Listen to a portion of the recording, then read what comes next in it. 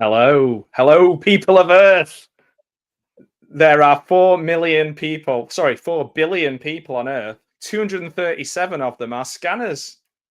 They have the most terrifying powers ever created, and they are winning. But myself and Dave, Savage Zombie Reviews, we will protect you. We will save you. We're ready to start and watch this film, which I've not seen for a million years. So, Dave, good to see you. Thanks for joining us. Oh, always a pleasure. Thank you so much for having me, mate. No, it's all right. We've been meaning to do this for a long while, haven't we? This has been in the offing.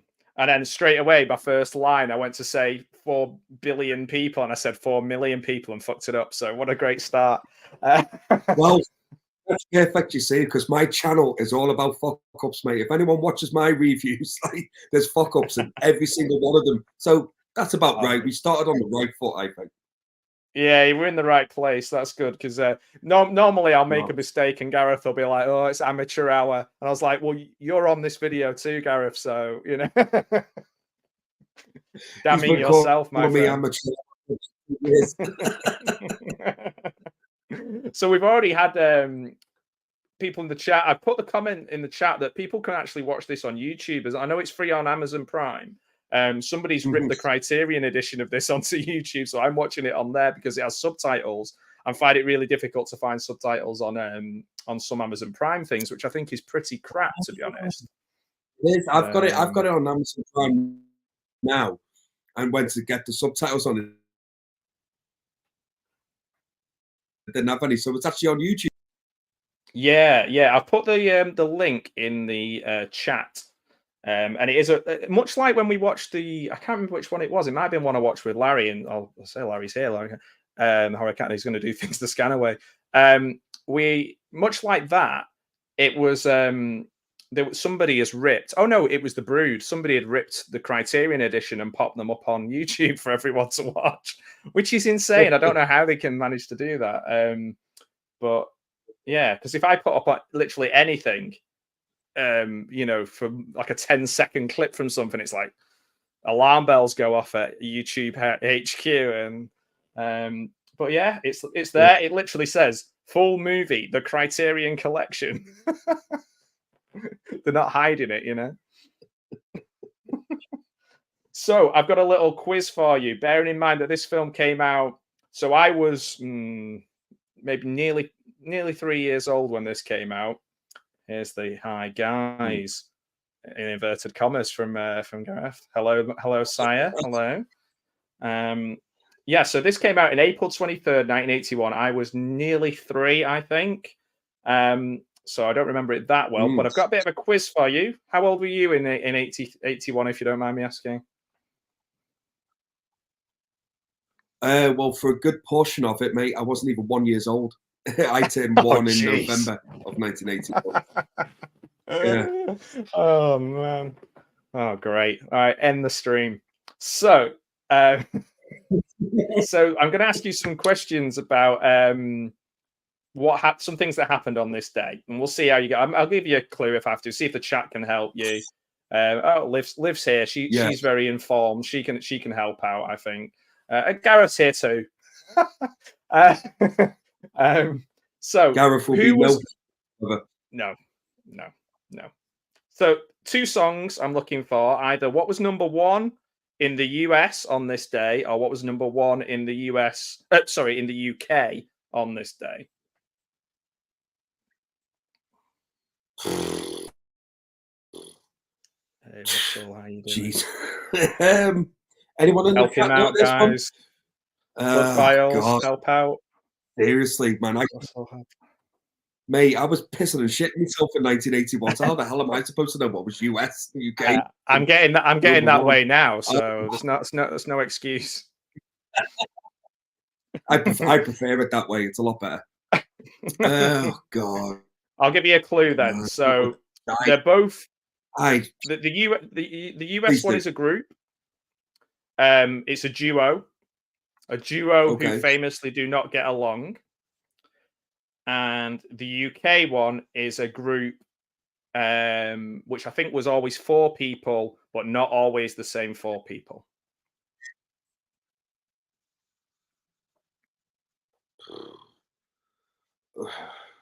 Okay.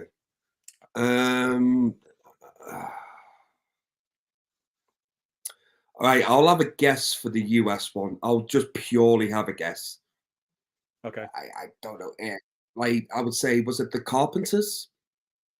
Oh no, it wasn't. But you can ask the audience. It was Hall and Oates. It was Hall and Oates. And what song? I Yeah, love Hall and Oates. What song it was it? was.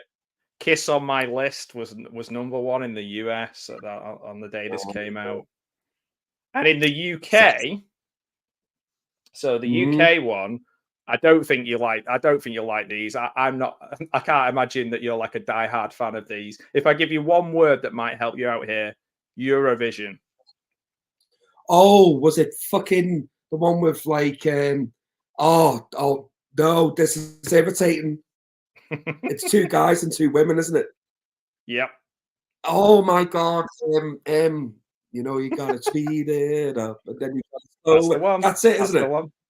Yep. Oh fucking yeah, right. Well, you gotta give me that. I just don't know what the name is. I Yeah, can't you remember sang it. the song. Yeah, you can go with both. It was "Making Your Mind Up" by Bucks Fizz. Bucks Fizz, that's it, yeah. Yeah. Well, Yeah. the British version of Remember ABBA, it. yeah, I guess. Yeah, yeah, that was American. Everybody who's American going, "Who the hell are Bucks Fizz?" Yeah, And rightfully yeah. so. Beach Now, French one more Paul, you quote. didn't. Yeah, they were shite. So, Yeah, one more thing. Somebody, a famous leader, was shot on this day.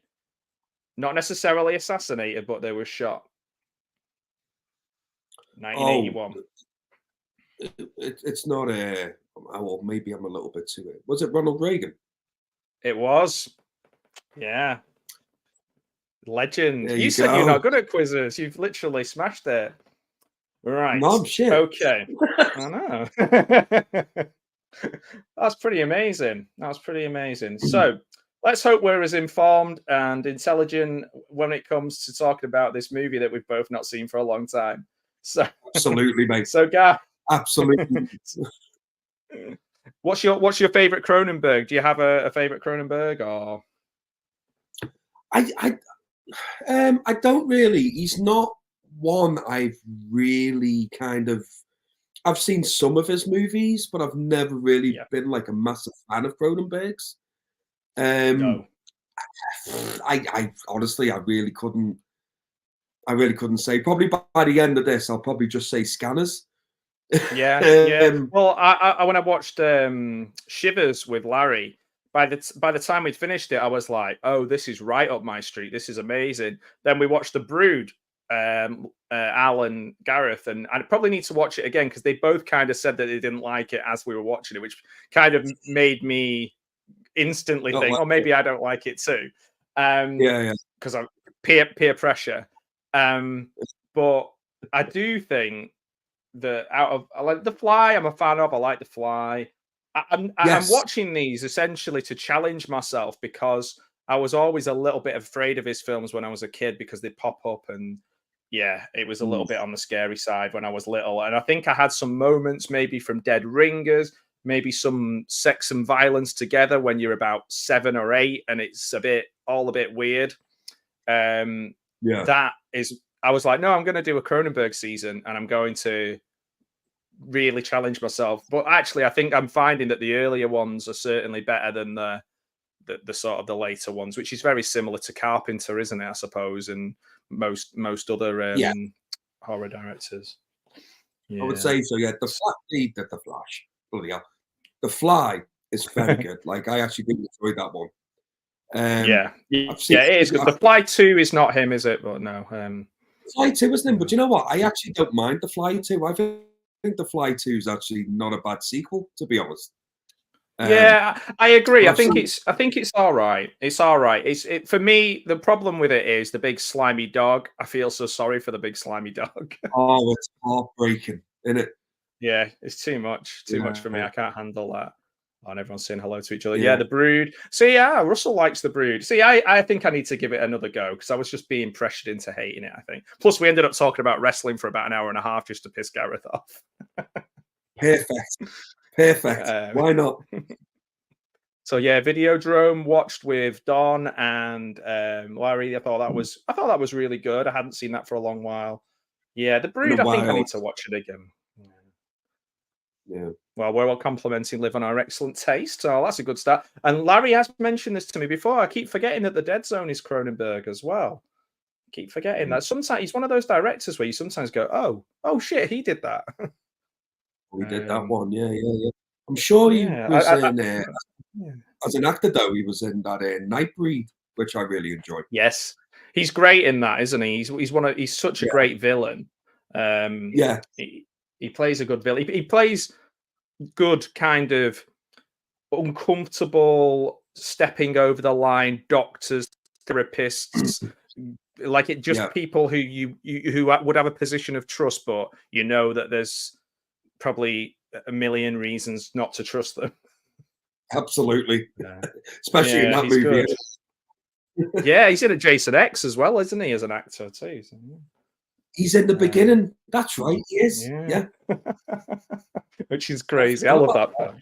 I love that film. Oh, Right, let's get started. Yeah, yeah. Let's get going. Let's get going. Let's do it. Let's do it to it. So, guys, I'm going to set it up, and when you see play, press play.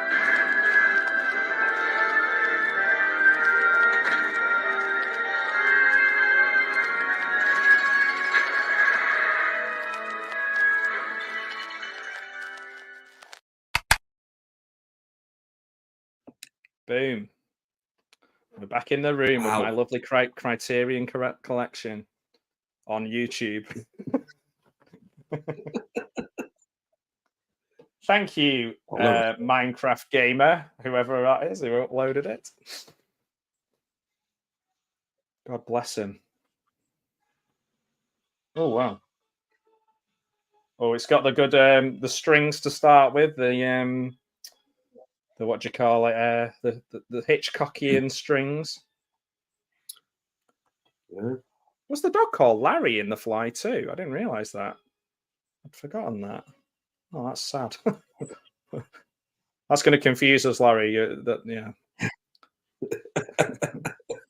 Yeah, he is a great. He gets frozen, doesn't he, and killed in Jason X. Is that him? Oh, I think it's something else. Russell's watching the same version. He gets the he gets the thing thrown through him, doesn't he? I think. Oh yeah. Sorry, yeah. Yeah. That's right. Faith Brandon Cronenberg. So, what was the one at the spa resort thing? What was that called? I watched that one. Infinity Pool. Infinity Pool. Yeah, I wasn't sure. I don't think I finished watching it, to be honest. I think I maybe started it and then ran out of my subscription for Shudder, and it was like a free. Yeah. Possessor. That's him too. Did David Cronenberg? I think Liv. You might know this. I don't know. Did David Cronenberg work on Possessor with Brandon Cronenberg, or am I making that up? Antiviral. I've not seen, so I'm not an expert on Brandon Cronenberg either. No, not at all. Me neither. That makes two of us. I thought Infinity Pool started off. Mia Goth is in that, isn't she? Yeah. Yeah. I was just discussing this. Must have been something JT put up on his channel about X and Pearl, and I just listened to a really good podcast all about Pearl, and I actually think that's a fantastic film. I might be in the minority, but I really enjoyed Pearl more than I enjoyed X. But I maybe need to go back and watch X now that I know all the things about the character Pearl. Yeah, I still need to watch Pearl. I've seen X, and I really enjoyed it. Oh, cool. Well, it's very, very different. But I mean, for me, it's one of the best films modern films. I don't watch a lot of modern films. Yeah. But it was one of the best horrors. Like, I actually went out and bought it after watching it for free. So yeah, it's unusual for me. Yes, it is for me as well. Antiviral. But I definitely need to check Pearl out. I need to do that at some point. Every time I do a stream, they've got such great people in the comments. I'm writing down movies. like, oh, I need to check out Antiviral now. Yeah. Oh, All right. something's Okay. happening here. Oh. Oh yeah, we're watching a movie. Oh. Oh, here we go. They look like they're either going to poop themselves or there's something else happening. No, I know what you mean. That's how I act when I go to a pub and they charge me £4.90 for a pint of cola. Shocks me. This is what happens when you trust the fart.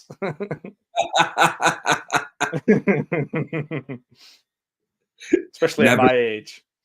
Never trust. Never. Do you know what, Liv? I can get why, not personally, because I think it's a very much a female driven story, so I wouldn't be arrogant enough to be like, yeah, me too. But I do think there was something there about kind of being trapped in a situation that was really interesting. I don't want to ruin it if Dave's not seen it as well. So no, not yet. I will. I will get around to watching it because I do want to see it. Yeah. It's on my list anyway. Well, what is it? There's only 237 scanners, and I don't know how many people are on Earth now, but I'd imagine there's more than 4 billion now. Well, it feels that way. in the Isle of Man, there's 4 million alone. 4 billion. 4 billion. Should I say? You'd be shoulder to shoulder, wouldn't you? Okay, more so. It's bad enough with only 70,000 on here. Do you know that was? I think that's how many people were in Atherton, in like the town of Atherton when I used to live there. That's the whole population of this island, mate. You can literally fit it in Wembley Stadium. That's amazing. That's amazing. Because like moving here to where we are, it's a village of just under 2,000 people, and I love it. Absolutely love it. I would never move back to a city again or go back to England or anything. Like, being in the country, like today, I was in a bad. I think I said to you before, I was in a bad mood and feeling rubbish. And we went up to we went and took the dog up to Wastwater, and we could see the snow on the mountains, and it's stunning, absolutely stunning. And I'm not like a big outdoorsy person, but just being outside for 5, 10, 15, 20 minutes, wandering around, and I felt a lot better. You just need sometimes you just need to go and, like they say, touch grass. Yeah, it's true. And we live, and like being on the Isle of Man as well, you're very close to the ocean all the time as well. Yes. Even that helps weirdly enough. Oh, for sure. Yeah. I love walking because where we are, like, in a way, you could probably stand at the edge of the Isle of Man and I could stand at the edge of where I am. We could probably be rough. Maybe if we had binoculars, see each other. Hello.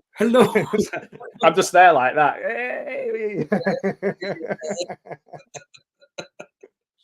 It's just so weird though, like being that close. Like I look out my window, and like last night it was the Northern Lights, but it wasn't very good around here. But it was amazing for you, wasn't it? Fantastic over here, mate. Yeah, I mean, really good. I mean, I can't take credit for the photos that I put on my Instagram. There was other people's pictures, but it was we really caught it here by the looks of it. Anyway, Yeah, I wanted to go, like, maybe just go out and look along the beach. I'll go and have a look and stuff, but I was just knackered, and I just thought, do you know what? If I can't see it out of the window, I can't see it. That's my philosophy in life, anyway, mate. If I can't see it out the window, I can't see out the window.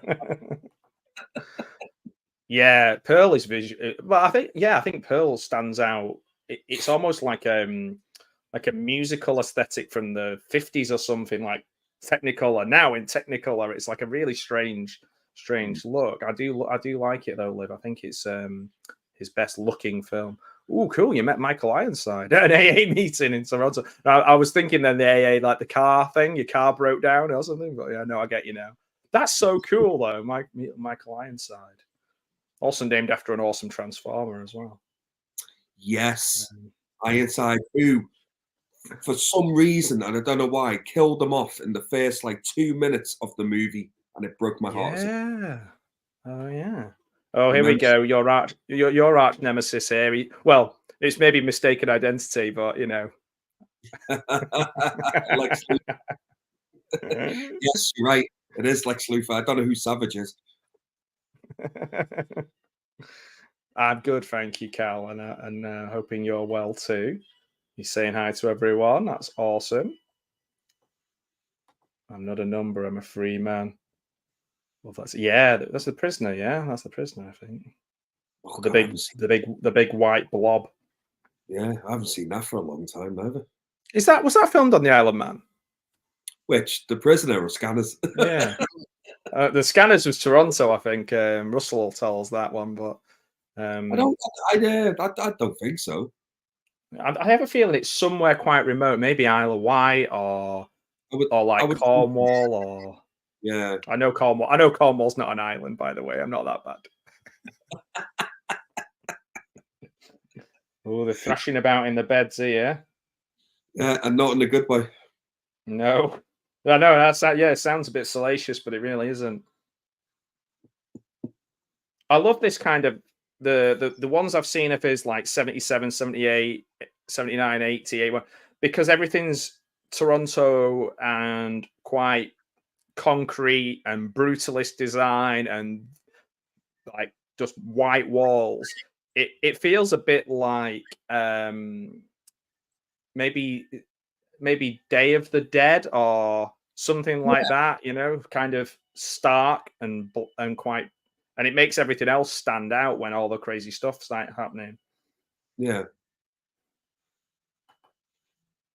No, I've not seen it for a long while, Cal. So we're and I'm so so, neither's Dave. So we're both on the. I'm literally watching this now, and I'm actually thinking to myself, have I seen this? Saying this, 'Cause I don't remember anything of this at the moment. yeah.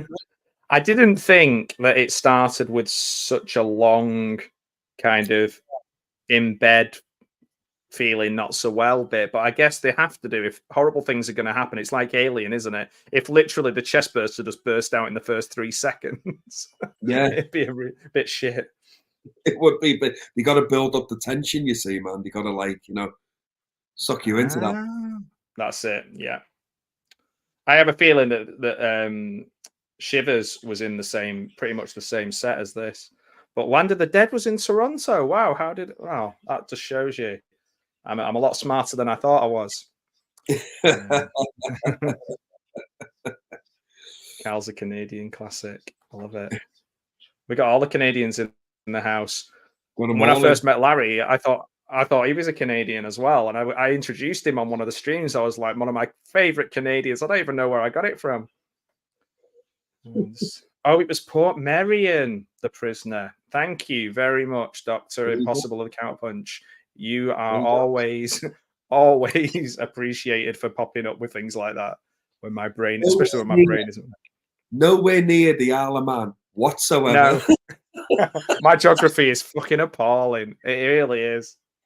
Oh my word. That's pretty close for me.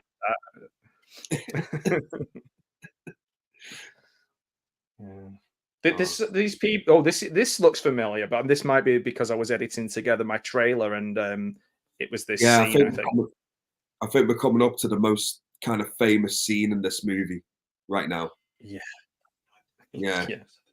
And it's a great effect as well. It still holds up to this day. I think it's fantastic.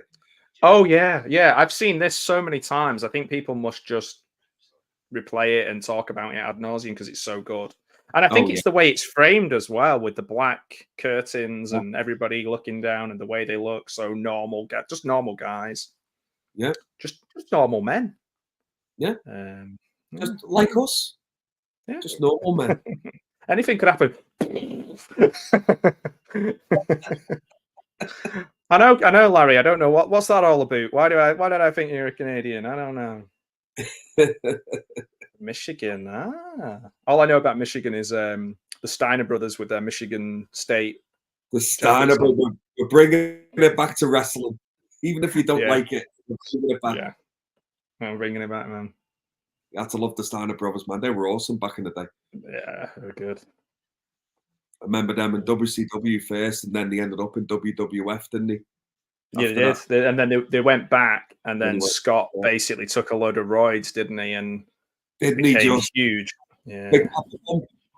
Yeah. Oh, he was. I mean, still is pretty big. I think he was in Manchester this weekend. They were doing the For the Love of Wrestling in at Bowlers, and I think Oh, he right. came over. Yeah. Yeah. Oh shit. Yeah, bang. Oh, there we go. That is amazing. Yeah. I mean, not for him, but yeah. Oh well, no, not for him at all. No. Cornwall is like Italy, isn't it? Oh yeah, that's Italy. Wow. Yeah. I do like Cornwall. That was on our list of one of the places we wanted to move to. We kind of went a little bit in the opposite direction and went up. We're literally only an hour and a half from Scotland. A little bit. You Yeah. couldn't get more away, mate. If you tried. Yeah. Well. Yeah. I actually, when I first started in teaching, I did all my teaching training up in Carlisle. Right. So Okay. I spent a lot of time in Cumbria.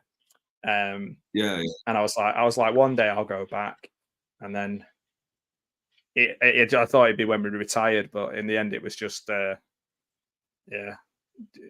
Now we've been here. Well, we've been here a year now. It's mad. Yeah. It's gone so quick. Detroit, Mr. Bridger, on the way to Canada. Detroit, nice. Will you ever have like a battle rap against Eminem on 8 Mile? And if you did you win? I bet you did. And if you did, jump on the stream and tell us all about it.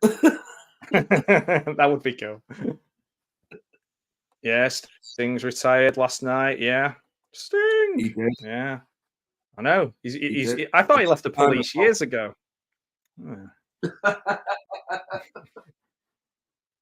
It's about time he retired. I mean, how old's Sting now? What, mid-60s? It's got to be. I think close. Yeah, I think close to 60s. Yeah. Yeah, I mean, stop putting your body through it, mate. For the love of God, just go on a beach. It was pretty amazing. It was pretty amazing from what I saw. They had his sons come out with him, and one of them was dressed as Surfer Sting, and the other one was dressed as NWO Sting. They're both massive guys. It was amazing for him. Yeah. Yeah. He deserves the send off, man, because he's just been a legend and that. Like, yeah, and he seems like a really nice guy as well. Just like a really lovable chap. Yeah. Yeah, fair play to him. Enjoy your retirement, Sting, just in case you're ever watching it. Yeah, if you're watching Sting, here's to you. I've already drank my beer, so I'll just pretend. No, actually, I won't, because somebody might Photoshop something dodgy in my hand. Well, I don't mind. You can put whatever you want in my hand, but this is what's in reality. This is what it is. That's something that I need to do a rewatch of soon. Is Spaceballs. I've not seen that for so long. Such a great film. So funny. Dark Helmet. That film is hilarious, man. I love that movie. When I was a kid, I was just like, thought Pizza the Hut was just such a funny thing. Do you know what still gets me now when he says comb the desert and they're just walking with a giant comb down the desert? Yeah. Oh, for me, it's my favorite Mel Brooks, because I like Young Frankenstein and I like Blazing Saddles, but I don't return to them. But I do return to Spaceballs quite a lot. Because I'm more of a Zucker Brothers fan. Like I probably watched Airplane more than any film. Yes. And I will watch anything. Even like Top Secret is one that when I first saw it, it really underwhelmed me. But now, if I go back and watch Top Secret, Val Kilmer's amazing in that. Mate, Top Secret is hilarious. Yeah, it's so clever. It's brilliant. But one of my favorite movies, I'm the same as you, mate. I'm a massive fan of theirs as well. One of my favorite movies, mate, is Naked Gun. I can put Naked Gun on at any point, and I'm still pissing myself laughing at exactly the same jokes that I know that's coming, you know. Yeah, Police Squad the same. Police Squad, I'll be like, it'd be like, how did what do you do for a living and how did you get in here? And he goes, a locksmith, and I'm a locksmith.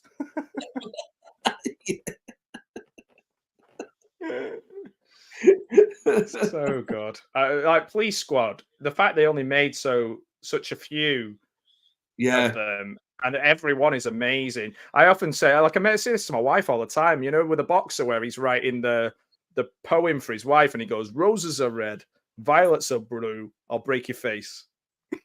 I say it all the time.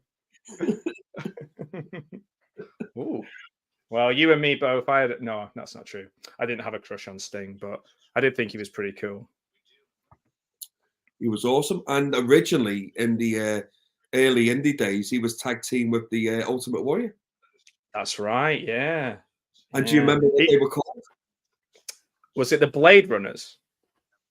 I don't know. I was hoping you knew because Oh right, I think it's the Blade. I think it's the Blade Runners. Yeah, I think it's called like Rock and something else. I think they call themselves Rock and. It's something like that. Yeah. Or what they call the Road Warriors. I'm pretty sure something like that. Maybe something Warriors. No, do you know? I think they were the Blade. I think they were the Blade Runners. I'm pretty. I think they were. I would bet the house on it. But no, actually, I wouldn't. But I would say you'd take me up on it as well. I'd be like, get out of the house. That he what was it? Oh, that was it. He said in his press conference today that they were talked about starting off with Jim Hellwig, Ultimate Warrior, and he said we were just two roided up guys, but I did it until 1990, and then I stopped. Yeah. Which is really interesting. I think that was really interesting. Yeah. Oh yeah, Joker Sting in TNA. Yeah. Spaceman 2006. So Spaceman 2006. I think that's supposed to. It's not supposed to say acid. Oh right, okay. I was just thinking like CID or SID, or I was like maybe it's some cool drug that I'm not aware of, which would be totally believable. Wow. I don't know what to say about that, Russell, but I bet you were in space when you were. I'm only guessing this acid. It could be something innocent. Yeah, could be. Yeah, Spaceballs is amazing. Canadian. Hal Holbrook's amazing, and I may have seen that. I've been watching a lot of, and I hope you don't take this offensively, Canadian people. I've been watching quite a bit of Canucksploitation slashers recently, and I was thinking of doing like a little mini season on it, but I just didn't get around to breaking it down into ones that I definitely wanted to do. Like My Bloody Valentine's the main one, really, isn't it? But like Bob Clark did so many. Obviously, like Black Christmas and all that is so good. I was going to say, it surprised me. I never knew until, well, I'll say recently. It's probably been like a couple of years, maybe. Actually, when I started this channel, like I never knew it was the same director as Porky's and fucking Black Christmas. Never knew that. Weird. The guy's criminally underrated for what he did. And like Black Christmas, we're talking proto slasher. We're talking as good as, for me, and this is only my opinion, obviously other opinions are available, but like for me it's as good as, if not better than, Halloween. Like I absolutely love that film. I wouldn't even argue with that, mate, to be honest with you. It's weird. I was talking about Black Christmas. I think yesterday. Right. How weird. It's the time of year for it. Oh, yeah, it must be. Yeah. Like, not even Christmas whatsoever. I think it's so criminally underrated, that movie, like massively. And I remember watching it as a kid. I must have been about 6 or 7 years old, mate, right? And I remember it being late night on BBC One on like a Friday night or something, like 11:15 at night or something. Yeah. And I must have snuck downstairs and just put the TV on and watched it, whatever. And I caught the scene when Billy is in like the wardrobe and you see his eye. Oh wow! That stayed with me for years, mate. To say I shit myself would be a massive fucking understatement. I bet. Bloody hell! Yeah. So for like weeks and months after, as a kid, every time I went to my wardrobe, I would look for Billy's eye. Like, you know what I mean? I'd be like, "No, is he here?" This is what I think some of these Cronenberg films. There's a scene in a Cronenberg film, and I don't think I've come across it yet. This is no pun intended, but there's a scene in it where it's literally like, I think it's like white and red semen, right? And like non-stop white and red semen in like little, almost like jelly bean type thing. Now I can't remember which Cronenberg film it is, but I remember putting on the television and seeing it and thinking, if that's what happens to you when you get to be a teenager, I'm out. I'm not interested. It wasn't like fucking Naked Lunch or anything like that, was it? Was that a Cronenberg one? Oh, That was the one with good. Peter Weller in, I think. Yeah, good call. Yeah, it might well have been. Maybe we've solved that puzzle. Yeah, Mate, I'm taking a pure guess on that one, by the way. it could be. No, it could be because it's not been any of the ones that I've watched so far. And I was thinking maybe Dead Ringers, Hmm. but I don't know. I don't think it is. Is Dead Ringers, is that So, the one Jeremy Irons in? yeah, I, they've just done a remake of it. So oh, I- Enrico Palazzo, tell me about Enrico Palazzo, Larry, because I'm afraid I'm going to call. I'm going to own up and say I can't remember who that is until you tell me, and then I'll go, oh yeah, no, I might know. I might know. Oh, say, dude, what did he? He sings the fucking anthem, doesn't he? I just went on a completely different song there for some reason. Or the Canadian national anthem. Whatever the American anthem is, I don't know. Oh, the American one. Yeah. Oh, what? I was. Yeah, you're right. It is. It is. I would say. You're right. Yeah, yeah, you were right. Oh, In America, in WrestleMania, they always did America the Beautiful because Vince McMahon preferred it. that's right. Yes, he did. Yeah. Get some people screaming that every year. Whatever happened to that guy? No, yeah. I've seemed like a really great person. So yeah, I hope everything's okay with him. I hope he's You're keeping right, well. man. Yeah. Oh, jeez. What a shit show. Literally. Literally. Yeah. I didn't even mean that as a. I wouldn't have even said it because I you know, it's abhorrent and horrible and you know, but yeah, that was I was going to say a slip of the tongue, but yeah, I don't even want to. Don't even want to Just say dig that. myself deep. Yeah, exactly. Do you know what though? Not just great Canadian films. Thank you for saving us, Russell. Moving on. Moving on. The amount of Canadian actors that I admired over the years, whether it's Michael J. Fox or for me, it's like I love like smart ass actors, like quick-witted, funny. So like whether it's Ryan Reynolds in when he was younger in things, or like I say, Matthew Perry, Michael J. Fox. Yeah. These kind of smart out, considering they're like the most polite country in the world, they've got such smart arsery down to an absolute science. And Michael J. Fox was just, but he still is. You know, he's not passed away or anything, but you know, he was so incredible, so charismatic. The guy literally just bounced along with just full of energy. It's almost like his internal system burned itself out, I think. Yeah. Do you know, because it's just so much energy. And you see people like that, don't you? You know, because they're constantly on the go. Yeah. Yeah. Yeah. I know what you mean. But there's some great films in Canada. And I just love anything with snow in it. So I like all these kind of, you know, people trapped in an avalanche kind of thing. Yeah.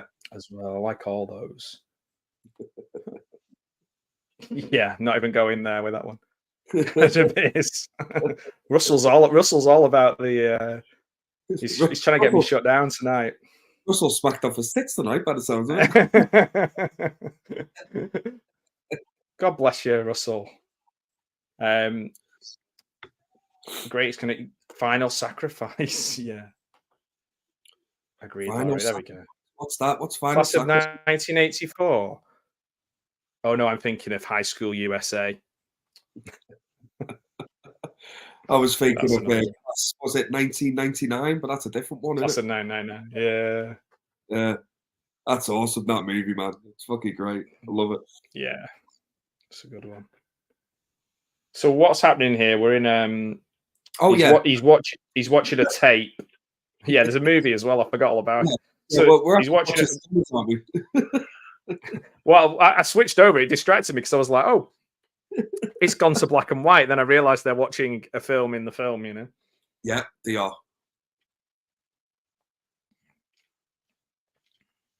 There's not a lot of dialogue in this film, is there? There's not. And I'm watching this now, and I'm thinking, have I even seen this movie? Like, honest to God, like I was sure I had, and I'm pretty sure I have, but I don't remember like any of this at all. I'm the same. I mean, often if I watch a film, sometimes I watch it the first time when we're doing a stream, but then obviously we digress and go off and chat about all different things. And then Yeah, I'll yeah, go and watch it again yeah, afterwards. And I yeah, know yeah. some people will watch it first and maybe not make notes, but just have things that they want to talk about. Yeah. Um, That's but being I don't prepared, know. mate. That's not mean the slightest. Yeah, yeah. I don't know, to be honest. I think for when because I do a podcast, I've done for quite a while. It's not my podcast, but Yeah, I turn up every week, and I do research for it because we go through it the way that Ben does it. We go through it like minute by minute. yeah, So I feel like I have to be prepared. So sometimes it does feel a bit like homework, and I feel a bit like, oh, I yeah, don't know, yeah. I don't fancy doing it this week. But then equally, it's good fun sometimes because he chooses films that I'm never going to watch. So recently we did all those Conjuring and all those, which I have no interest in. I'm not interested, but I Right, okay. watched them all recently, and I was like, oh, I'm glad I did now. Did they pleasantly surprise you? Yeah, yeah. I think The Conjuring was really well made. I like the second one. The one I enjoyed the most was Malignant, Oh, because yes, mate. Oh, that's how my brain works though, because it's ridiculous and silly, yeah. I and this love is where that I movie. go. I love that movie, mate. Right. So I remember that came out like a couple of years ago now. Yeah, And I knew nothing about it, and I mean nothing. I never watched any trailers, nothing. And I think it was during like one of our lockdowns on the Isle of Man over here during the whole fucking COVID shit. yeah, Um, and you could get it on Amazon Prime and stuff. So I was like, oh, saw James Wan and all of that, and I thought, do you know what? I'll give it a go. And I went in yeah, completely blind on that movie. That was the best way to go into that film, was knowing nothing. yeah, yeah. Totally. Yeah, it's a nice surprise. Or for some people, the moment where they just go, "Oh, this is stupid. I'm not into it," which is fine if that's the way they are. For me, I Absolutely. really had fun with it. It didn't take itself too seriously. It was over the top, and it reminded me a bit of Basket Case. Like for me, it was like they would go quite well together. Yeah. I love that. Like, I thought when it first started, it was kind of like a haunted house movie or a ghost or Right. something, because that's how it kind of plays itself. That's the first Yes. kind it gives you. And it's nothing like that at all. And as you're going on, I'm just thinking, what the hell is happening here? But I was so entertained and so intrigued. But that moment when you find out, when it does the twist and she's in the Yeah. jail cell, spoilers anyway, Yeah. sorry for anyone that hasn't seen it. Yeah. No, it's fun, man. It's so much Oh, fun. mate, that whole bit from that moment on, I know that's the moment where we'll probably lose an audience, or like Yes. me, you jump on Yeah. board, and I fully jumped on board with it. Yeah, if you like Frank Henenlotter films, or you like Halloween 3, or you like silly films that are pure entertainment, Yeah, then it's one to go along with those to go in your collection. yeah, Equally, if you're more into watching Baby Abigail Part 27 or whatever it's Annabelle, it's Part 27, then it's maybe not for you. Like it's one of them, I think. But yeah. yeah, Oh, it was it's awesome. Black Robe, The Fly. Yeah, so many great films in Canada. I wonder if as well, I mean, the way Cronenberg's so influential, and I think I said this on one of the other streams, is that Americans rip him off willy-nilly because he's far enough away to feel like then like it's a compliment, but a lot of the things that you see later on are very influenced by him in other films. And then the same goes for some of the other Canadian horror films, I think. they just kind of get Mm. tweaked and changed in Hollywood. And it's interesting. It's almost like, because in Canada, he's seen as almost like a doctor, and he's constantly lauded and given doctorates and awards and prizes and wins everything that there is to win. They see him like Yeah. as like an artist. And in America, certainly around the time of Crash and in the UK, was we had, like, I did a video about it with Crash and Mm. how it was really influential on bringing down the Tory government and pissing off Ted Turner and just pissing off all the right people, really. Yeah. But in Canada, it won awards straight away. They just get him. And maybe they're just proud of him as well because he's Yeah. really big. I do remember. I mean, I think Crash came out in, like, was it like 96, 95, 97, yeah. 95, around that kind of period, wasn't it? Yeah, yeah. I remember, like, I mean, did they try to ban it in the UK, didn't they? Yeah, so what happened was it was just before the election, Yeah. and they thought they would use it like a political football. Mm. And then the issue was the things that they said about it offended a lot of people. So they were like, oh, and the people in it are disabled and having sex. And then, like, disabled people were like, yeah, disabled people can have sex. Like, that's not Yeah, that's that's life force. actually, yeah. Yeah. Like, actually, the disabled groups came out and said, like, we weren't a massive fan of the film, Yeah. but we were more offended by the fact that you thought it was disgusting that Yeah. so Yeah. they fucked up with that. And then obviously a lot of people bit back in just being told that they couldn't watch it.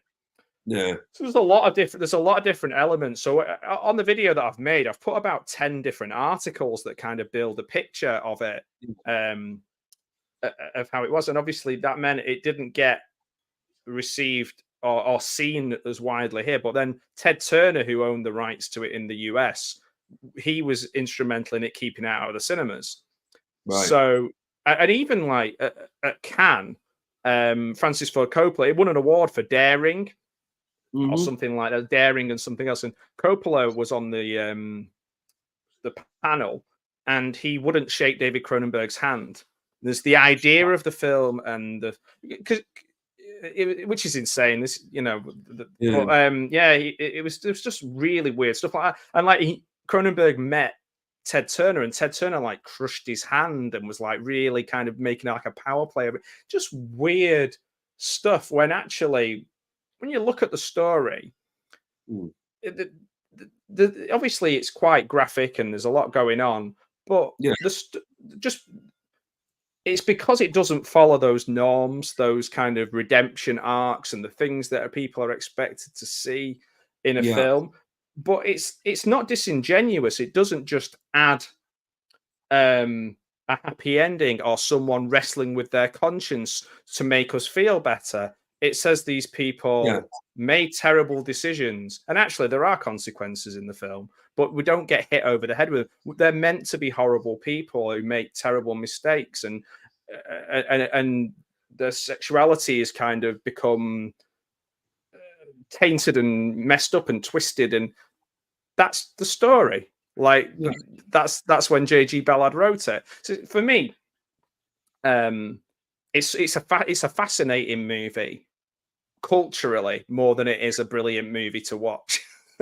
Yeah. Do you know what? I've never seen the movie, mate, at all. Right. It's interesting to watch. It's interesting. And it's not because like I don't want to. It's just a movie that it's hard to get hold of still now, though. It just kind of passed me by a little bit. Do you know what I mean? And then it kind of went away. Yeah. So I've never. No, I know what you mean, because like I'd have been in my mid-teens, so it's just not. I'd have been watching like Austin Powers or something, well, absolutely, yeah. Why not? I'd have been watching it like 3 or 4 times. Austin Powers and all that. Yeah, it was back when. Do you remember when? I think it was Cineworld, or maybe people who were before Cineworld used to get a monthly card, and you could go as much as you want. Yes. Yeah. Yeah, I remember going watching a lot around that time, like Star Wars Episode 1, like 4 or 5 times, and Austin Powers 2, 4 or 5 times, and I would go a little yeah. bit back. I remember having one when I was like 13, 14 for Warner Village. Do you remember Warner Village cinemas? Mhm. Yeah, Mhm. I had one for them. Yeah. Yeah, I think there was one of those in Wigan, which then became Empire, Right. and then it shut down about, maybe 6 months ago, and they're just reopening it with a big company from Ireland. I don't know, I can't remember the name, but some big they're just reopening because there's literally no cinema there anymore in Wigan, and yeah, so Right, okay. it's Okay. quite a big place not to have. I know. I'm thinking about Wigan a bit recently because I was it's a master of the '80s. He's from Wigan, isn't he? And Oh, was he? I was looking. Yeah, I was looking at his channel, and a lot of my family are like around that area. Yeah. And I was like, oh, I didn't realize they did all these meetups and film showings and stuff like that. Now I've moved away. Yeah, yeah. Yeah, yeah, Um, yeah. I used to go there's to nothing here. yeah, I used to go to, like, the Warner Village one in Birkenhead. I think it's City World now, I wanna say. Oh yeah, But yeah, it's next to where, like, Conway Park, train station is on the Wirral line. right. So to literally See come that off the I like get about as far as Warrington, and then that's it. I'm lost. I've got a mate in Warrington who literally lives near the Warrington football ground. Oh, yeah, And Warrington, yeah, yeah, yeah, Warrington Town, yeah, innit? Yeah, yeah. He literally is just around the corner from there. But funnily enough, Russell's just mentioned Light of Day. So I don't know if he plays guitar in the film Michael J. Fox. I think he does. right. I've got a really good behind the scenes clip of him and the cast members all just rocking out. And I might Yeah, edit it together and make it into a little video and just put it up because I'm such a huge Michael J. Fox fan. But I'll be honest, I've not seen the film, but somebody just sent me this 20-minute thing of him on stage. It's like from a TV, not TV, from like a news reel or something, like yeah, a local news channel. He's just such a great guitarist. The guy could do everything. awesome. Oh, he was massive. Well, is not gonna say was because the guy's not gone, Yeah. but it is a massive Yeah. talent, Michael J. Fox, man. Yeah, absolutely. Wow. Yeah. Oh, so we're in the suburb. That was probably a while ago, but yeah, it was about 10 minutes ago, I think. But in the TCC subway station, so that'll be Toronto, I Oh, guess. Yeah, yeah. And this yeah. actors in Rituals. See, Russell's keeping us on track with this film. Yeah, he's keeping us on what this video was supposed to be, mate, and it's supposed to be scanners. That's true. Yeah, can't argue with that. Just Keeping intrude, us, just the new keeping Frank us on. Drebin. Of course, Leslie Nielsen. No, we are still Canadian. When we talked about Leslie Nielsen, he's Canadian as well. Yeah. Oh, what a legend he was, man. He's Oh, so so badly good. missed. I love him. Yeah. Yeah. Oh yeah, of course. The actor visits Jesse's girl. Wanna be Jesse? Have you seen that clip of the girl who's walking along and she slips and the person goes Jesse, and then it goes into the song. Oh, I've seen that. There's loads Yeah, of them, mate. Jesse. Yeah, yeah. There's one. I literally fucking weird that you bring this up, mate. But I saw one today and I pissed myself laughing. And it was a joke. Is it Josie or whatever? No, Oh I no, it don't know. wasn't Jesse's girl. It was Josie. Yeah, it was that one. And she Is that the slips. one? He slipped Yeah, down the Josie. fucking bar. Yes, Lover Oh, Boy bro, is it or something that's else? it. Yeah. Yeah, yeah, Someone leaves like the fucking thing open. She just goes flying yeah, down it. Josie, yeah. Josie. Josie's on that vacation far away. Yeah, that's the one. Because they're That's it. Canadian too. Yeah, Loverboy. Yeah. Oh, I pissed myself. I hope Josie's not too badly hit, but that video was funny. It was funny, yeah. I was It laughing was at funny. it, and my wife was like, "What are you laughing at?" And I went, "Oh, there's this video with this song in it." And she went, "Oh yeah, I've seen that one." Yeah, hilarious, man. Oh yeah, there we go. I guess I've not got the exclusive on that one then. Joan Jett Uh, and Michael J. Fox playing. I'll release it anyway. I've released the Pugwall cut. Speaking of Superman and Batman and things like that. Wow, the size of that. Ooh, right in the leg. oh, hey up. Oof. There's nothing like a pump action shotgun, is there, in a movie? Oh no, that's my Like weapon of choice. If that, like RoboCop, you know, yeah, they're yeah, finishing him off. Oh my word! I was yeah. just watching the Robo doc the other day. I didn't even I've forgotten that I'd supported it on Kickstarter, and it All came right, through. Two English guys who've made the film, and it's literally like scene by scene going through the film with everybody who's got anything to do with it. It's free on Amazon Prime at the moment as well. all right. Um, and it's such a good documentary. It's 4 1 hour, or is it 4 2 hour sections, and it takes you all the way through. You've got Verhoeven, you've got Peter Weller, you've got everyone, you've got Ronnie Cox.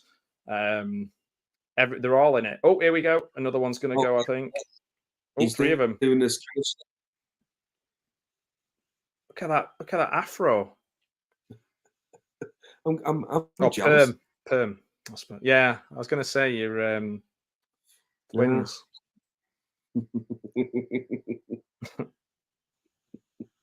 Oh, Oh, there oh must be a well. lot of wire work. Do you reckon they use wires to do that?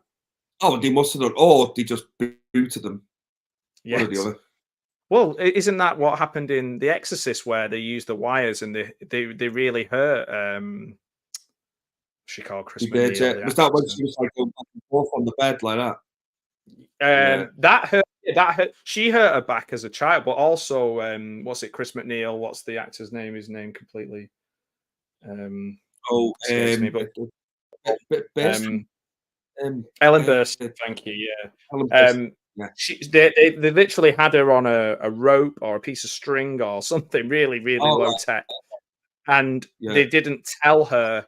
They literally like the plan was, don't tell her, it'll look more realistic, and Yeah, yeah. it like did a really bad injury. I mean, in that film, there's a lot of stuff that you wouldn't get away with. No. No, Fly, yeah. no. Oh, It's always cool. another Larry, you've story you've like heard that. of it. What I think's quite good. That was with Alan Rickman and Die Hard. You know the part when he like falls at the end Oh, yeah. when you know falling. They never actually told him when they were going to release that. It wasn't such a big drop, but they never actually told him when. Ah, So when you see the that's really actual surprise on his face, that's genuine apparently. But it that works would for the make movie. perfect sense. Yeah, yeah, man. Yeah, Because he's a good actor, but that's real, isn't it? That moment's real. yeah. The realization Yeah. that he's actually fallen.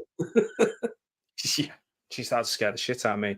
Anytime we used to go on adventure holidays with the kids, and like I'm just not that kind of guy. I wasn't like action teacher, you know, or do any of those things. Yeah, Like I had to do actually. like trapeze and rock climbing and zip lines and all that kind of stuff. I'm Yeah, yeah, scared of heights. I'm scared of heights, but I knew if I didn't do it, the kids wouldn't do it. So I'd yeah. always try and choose at least one or two things to challenge myself. But I'll be honest with you, people go, "Oh, it's great when it's over. You're really glad you did it." No, hated it and wish I hadn't have done it. It's just the way I am. So Natural born coward. well, you'll be proud of yourself afterwards. And it's like, no, fuck that. No, I'm not. Nah, I'm just not won't doing do it it. again. Just don't. Oh yeah, so Screenbox. If it's on Screenbox in the USA, Robo Doc, it's really worth watching. It's literally just two lads, Yeah, one Welsh lad and one lad from the north of England, who have just bit by bit built up the yeah. most comprehensive documentary on RoboCop ever. And I thought I knew a relatively, you know, decent amount on it, but I've learned so much from watching that doc. I'm only halfway through, and I'm already like, wow, this is incredible. I'm Um, definitely gonna. I'll jump on it, mate, because RoboCop's one of my favorite movies, like Me too. of all Yeah. time. I love that film so much. So I'll be, yeah, it's made for me. I'd be highly interested in it. And then the thing about it as well, when they're interviewing people, they've made it so that they're like on that part of the set or that part of the scene that they're talking about. So there's a lot of movement within it, like whether it's blood or noise or the robo vision or whatever it is Yeah, happening at the same time as they're talking. yeah, Um, it's just really, really well made. And I'm shocked really because I think they're just like two sort of indie filmmakers Yeah, who are just absolutely massive, like us, like we've just said, massive fans of the film. But yeah, often with those, and a lot of these new ones, they do like 12-hour documentaries, and you're yeah, like, bored to tears. It's not particularly engaging, and yeah, they've gone too far with them. These ones, like these Kickstarter ones. Whereas yeah, this one, I was like, oh, it must have been 7 or 8 years in the making. So I'd forgotten I'd even got it until it turned up on the through the post, and mm, I was really pleasantly surprised because it just reminds you of how many parts of that film mm. are seared into your brain, whether it's "I buy that for $1" or the scene with shooting through the dress, or every moment of it is the best part of another film. Like, Yes, it's best so way, good. best way to describe it, man. Yeah, so cool. So good. Sorry, man. I don't mean to be rude, man, but I badly need the bathroom. I'll be back in 2 seconds. So No, this wine. the other option is bad, Sam.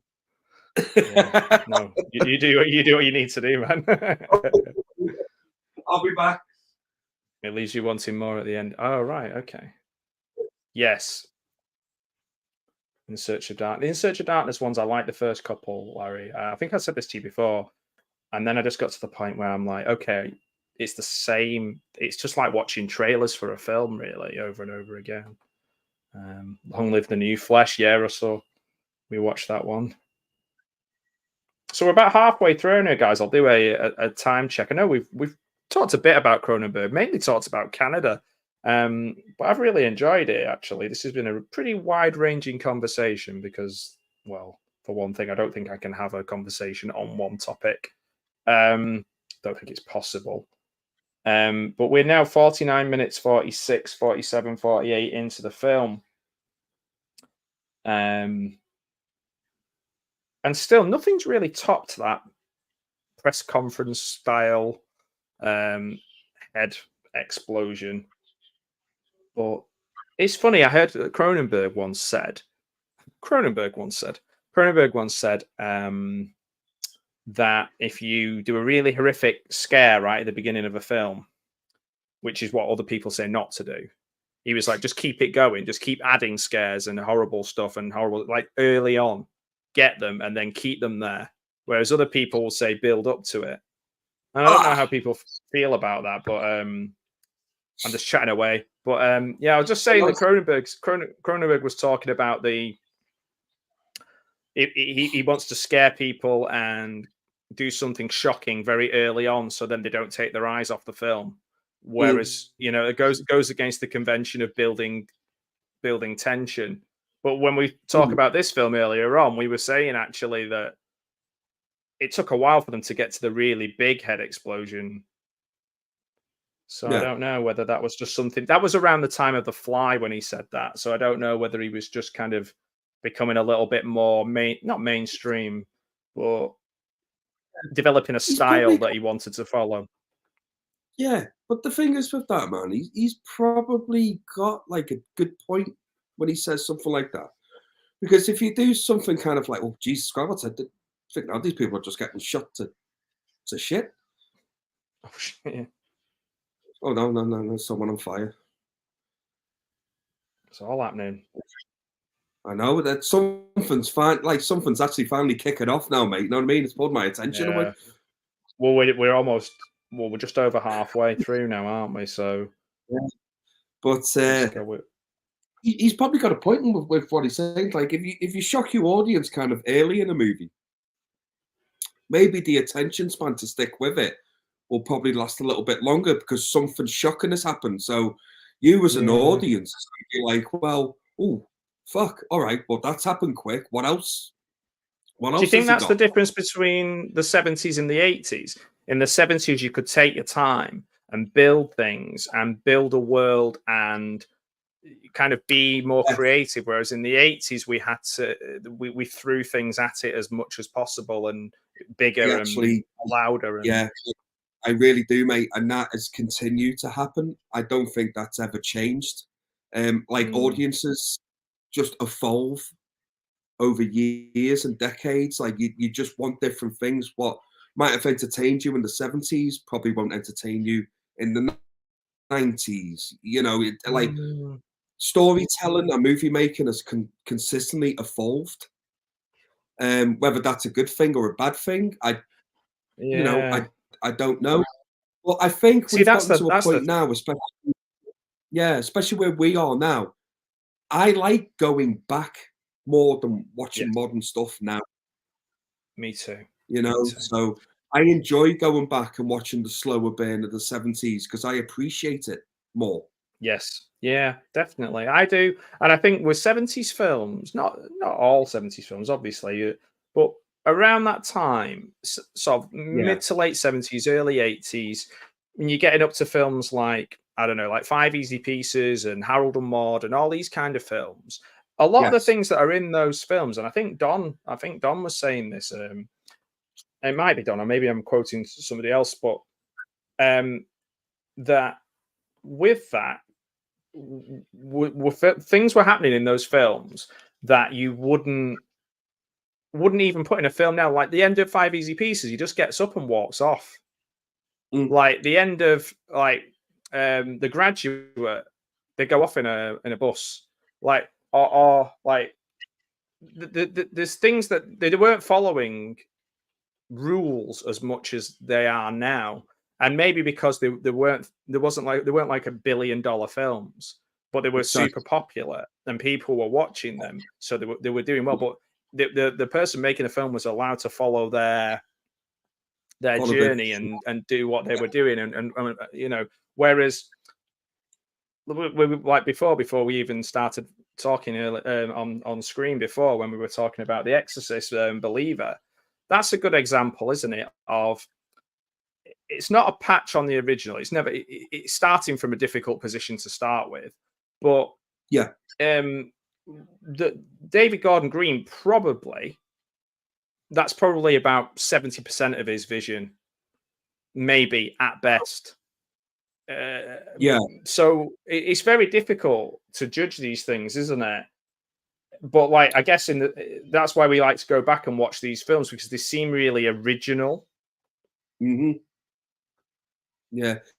And not everything is kind of spoon fed to the audience neither, which I like.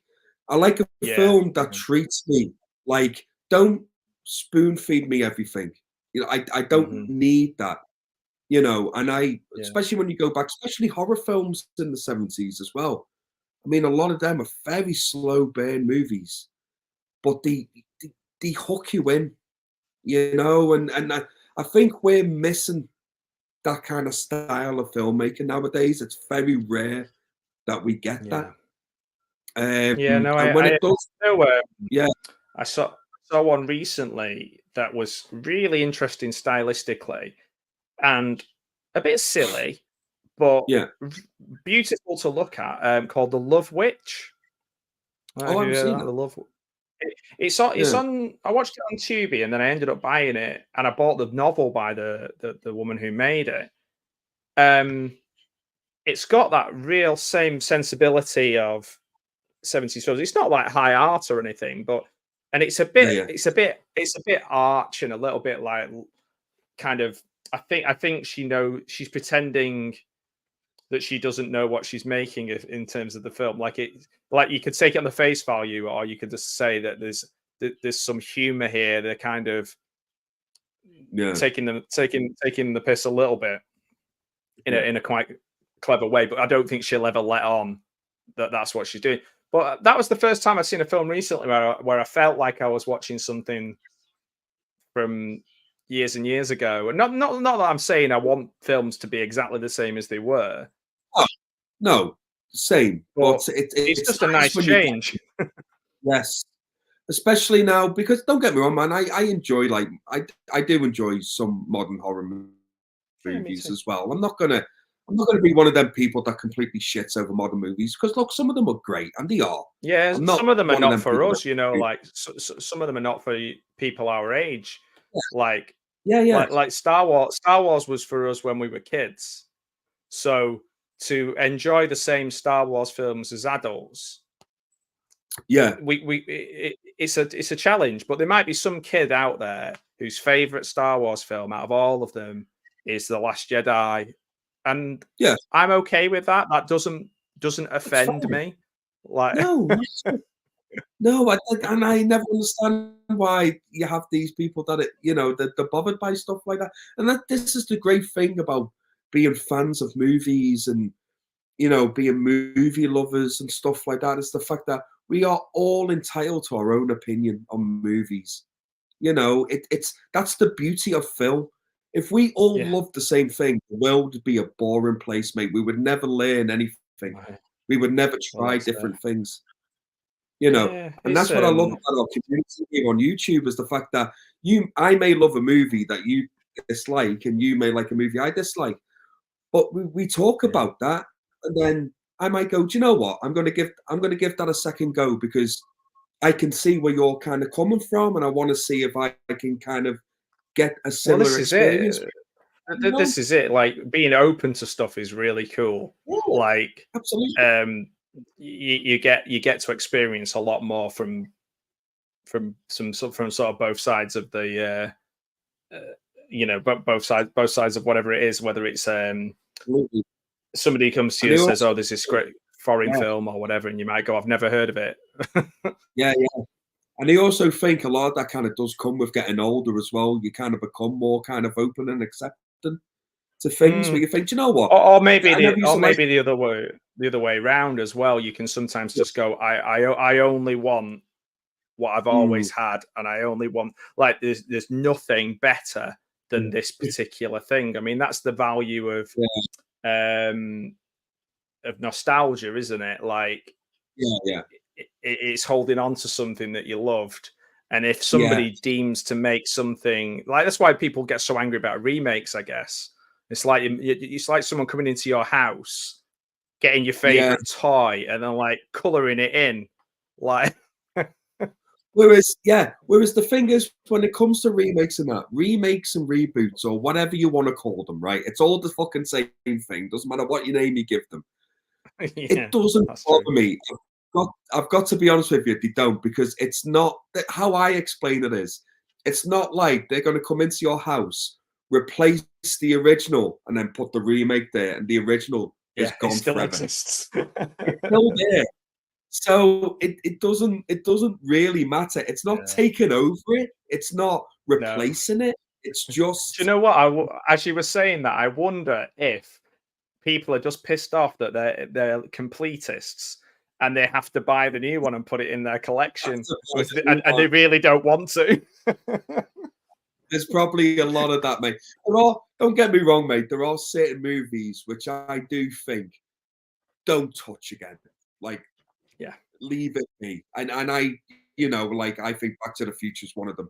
Never touch yeah, that movie ever. Never. yeah, You know. yeah. I mean, But like, even that. What was the film with all the different computer generated, every single IP thrown at it? The DeLorean. oh, Oh, I read the oh, comic of where it as well. you talking Ready Player One? That one? Yes, Ready Player One. For me, Great movie. and I know it looked great, but for me, like, I didn't. I loved it, man. Oh, I'm glad. That's I'm glad you did, because I was hoping that, because I like the book, and I watched the film, and I yeah, found the film a little bit soulless. I don't know why, and maybe that's just okay. because maybe just could have been how I was feeling at the time.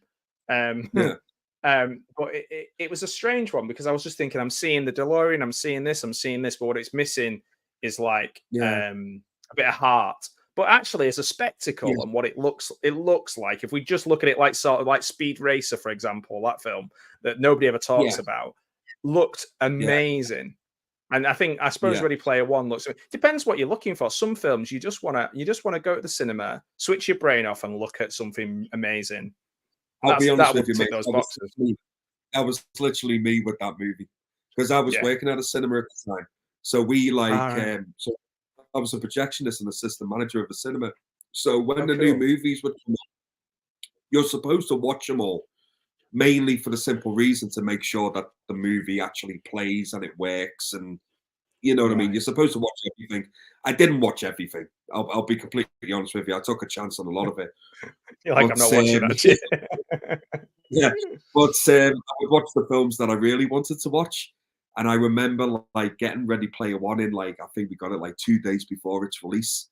And I remember like watching it, and I like that film like blew me away. But it's just what you said there.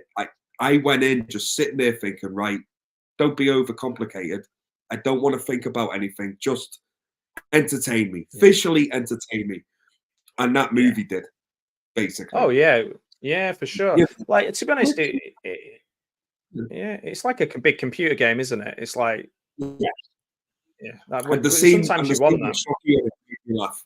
When he goes, "Oh fuck, it's Chucky," and you just see Chucky jumping around and fucking stabbing like on the cat. And I this is it. love I that bit. literally have forgotten so much of Yeah, it because maybe I'm at that age where uh, I was like my when my dad used to I used to have wrestling on TV. My dad was like, yeah, "What are they shouting? What are they shouting about? Why are they shouting all the time?"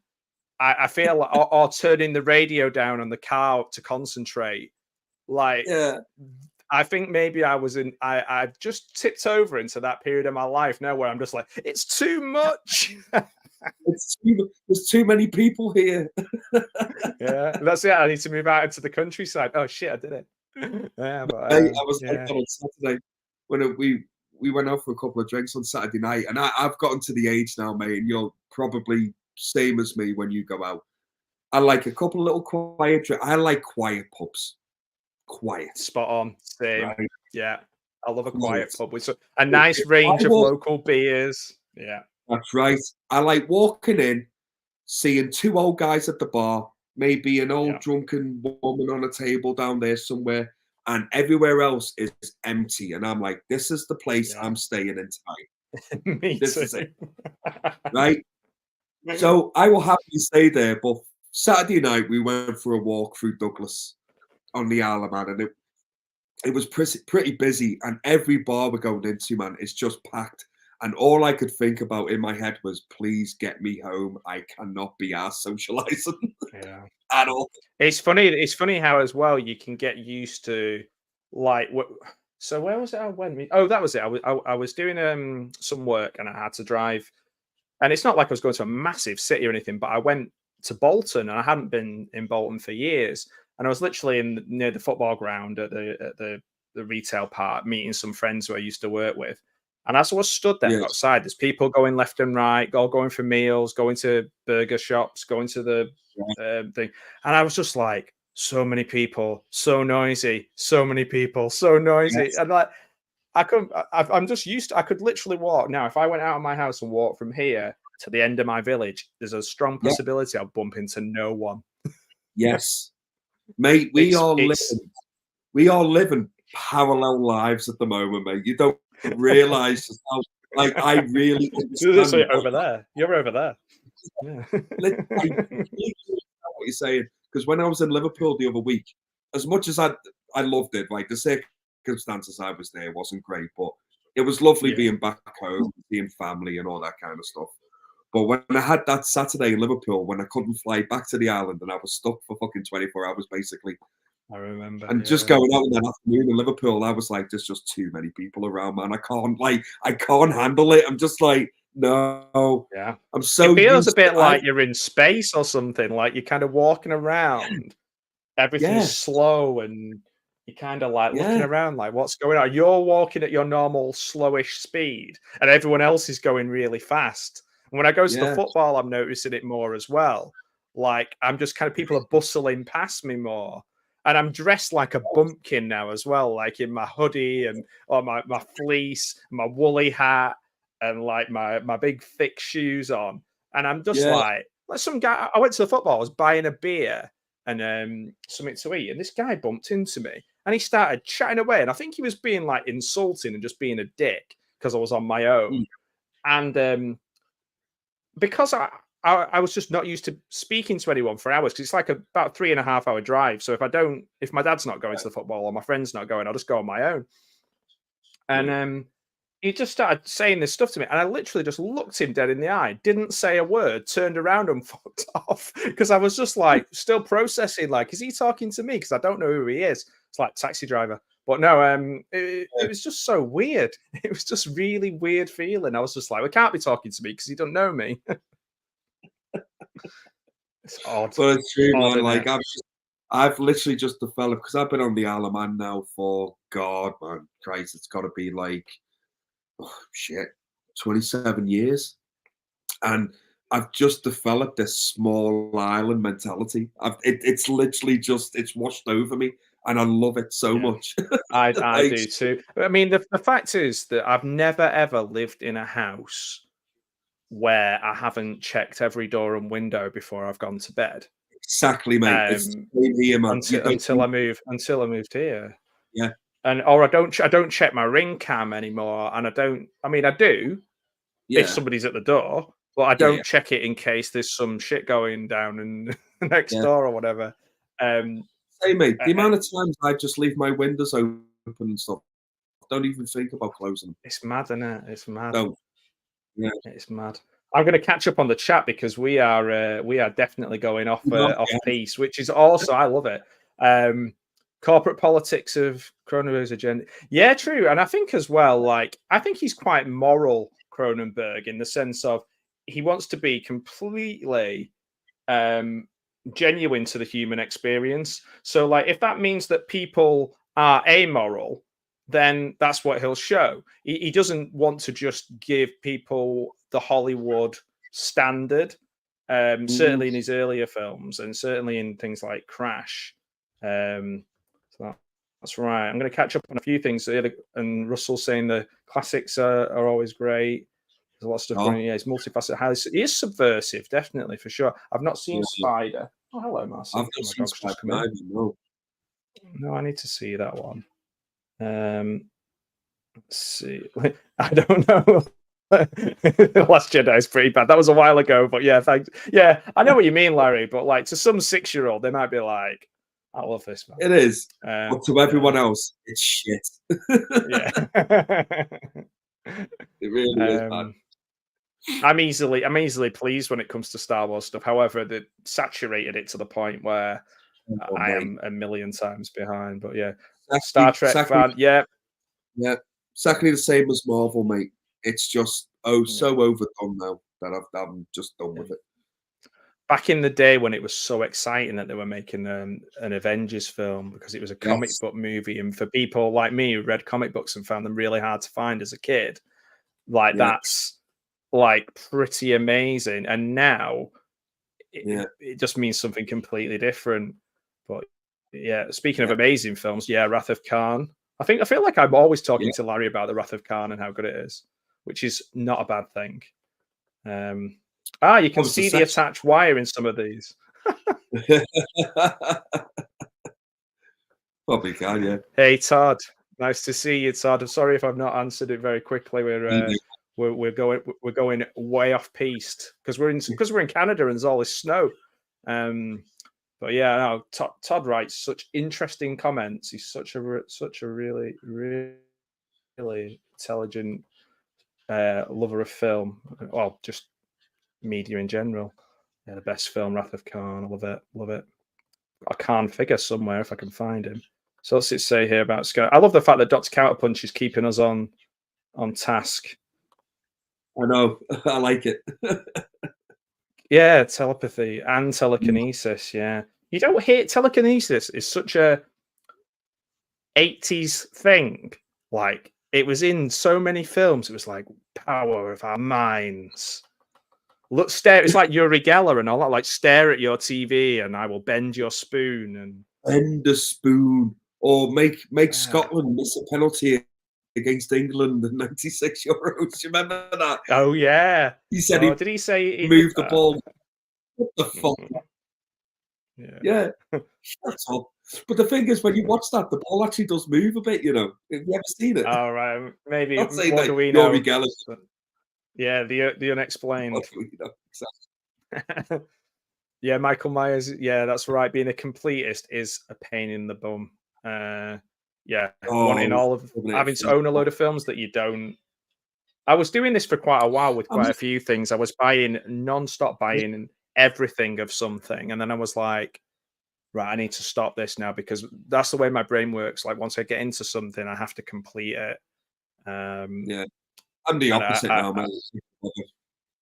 I've tried to train myself out of it, but I have my moments. At the moment, the thing was because I had every single during COVID, I collected every single Star Wars figure from 1977 up to the Power of the Force, and Yeah, it took me ages, and I got them all together. And then once I had them all, I sold them.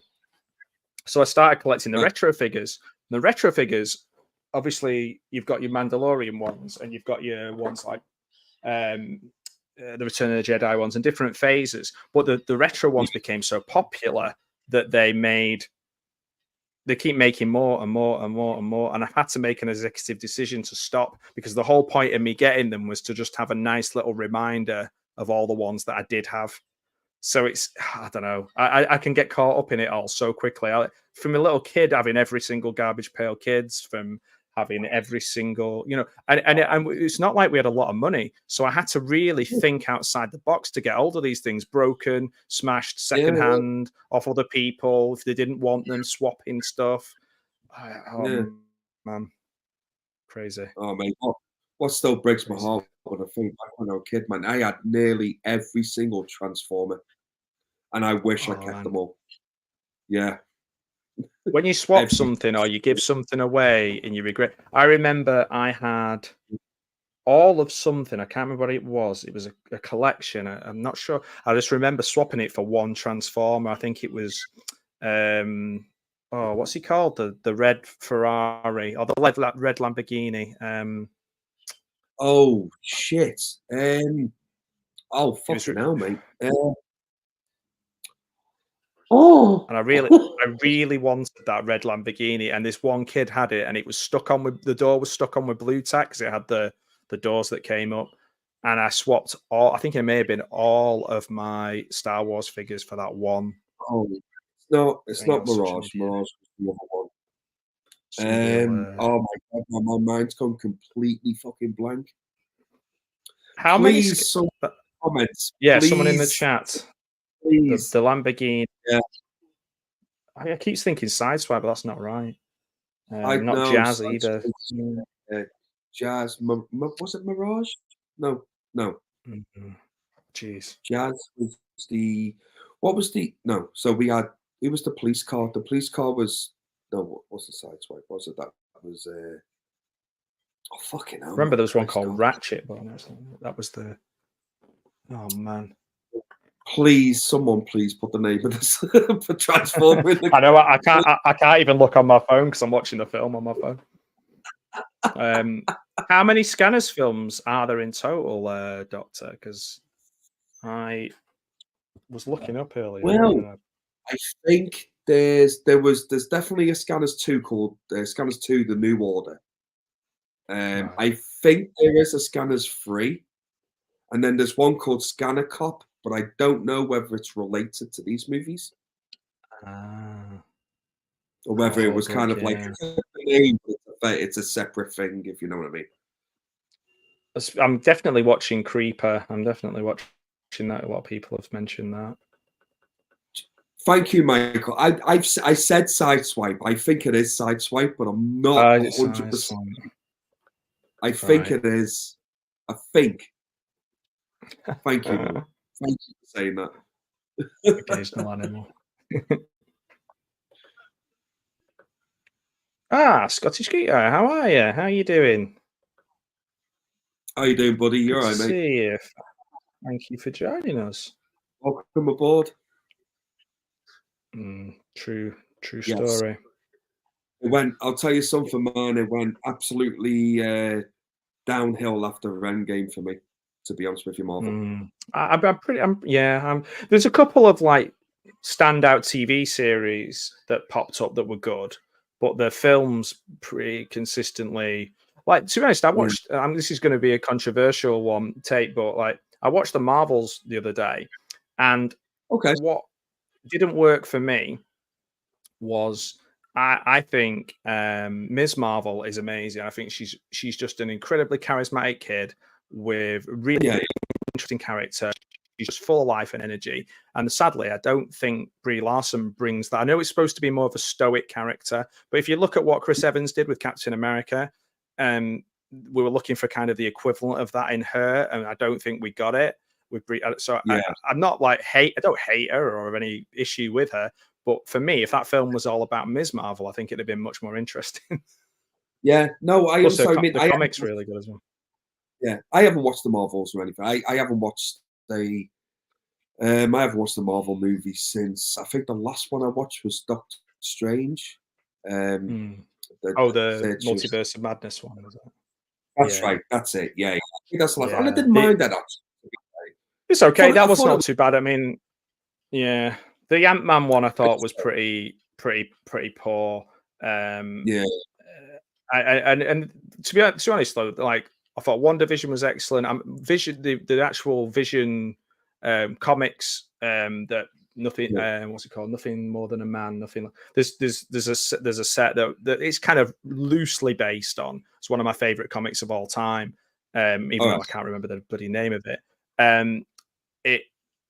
I thought WandaVision was excellent. I thought Hawkeye, the series, was really good. I've heard that. Yeah, I heard that was all right. I wasn't that taken. There's a few that I wasn't. When that first season of Loki wasn't very good. I don't think the Captain America thing was that good.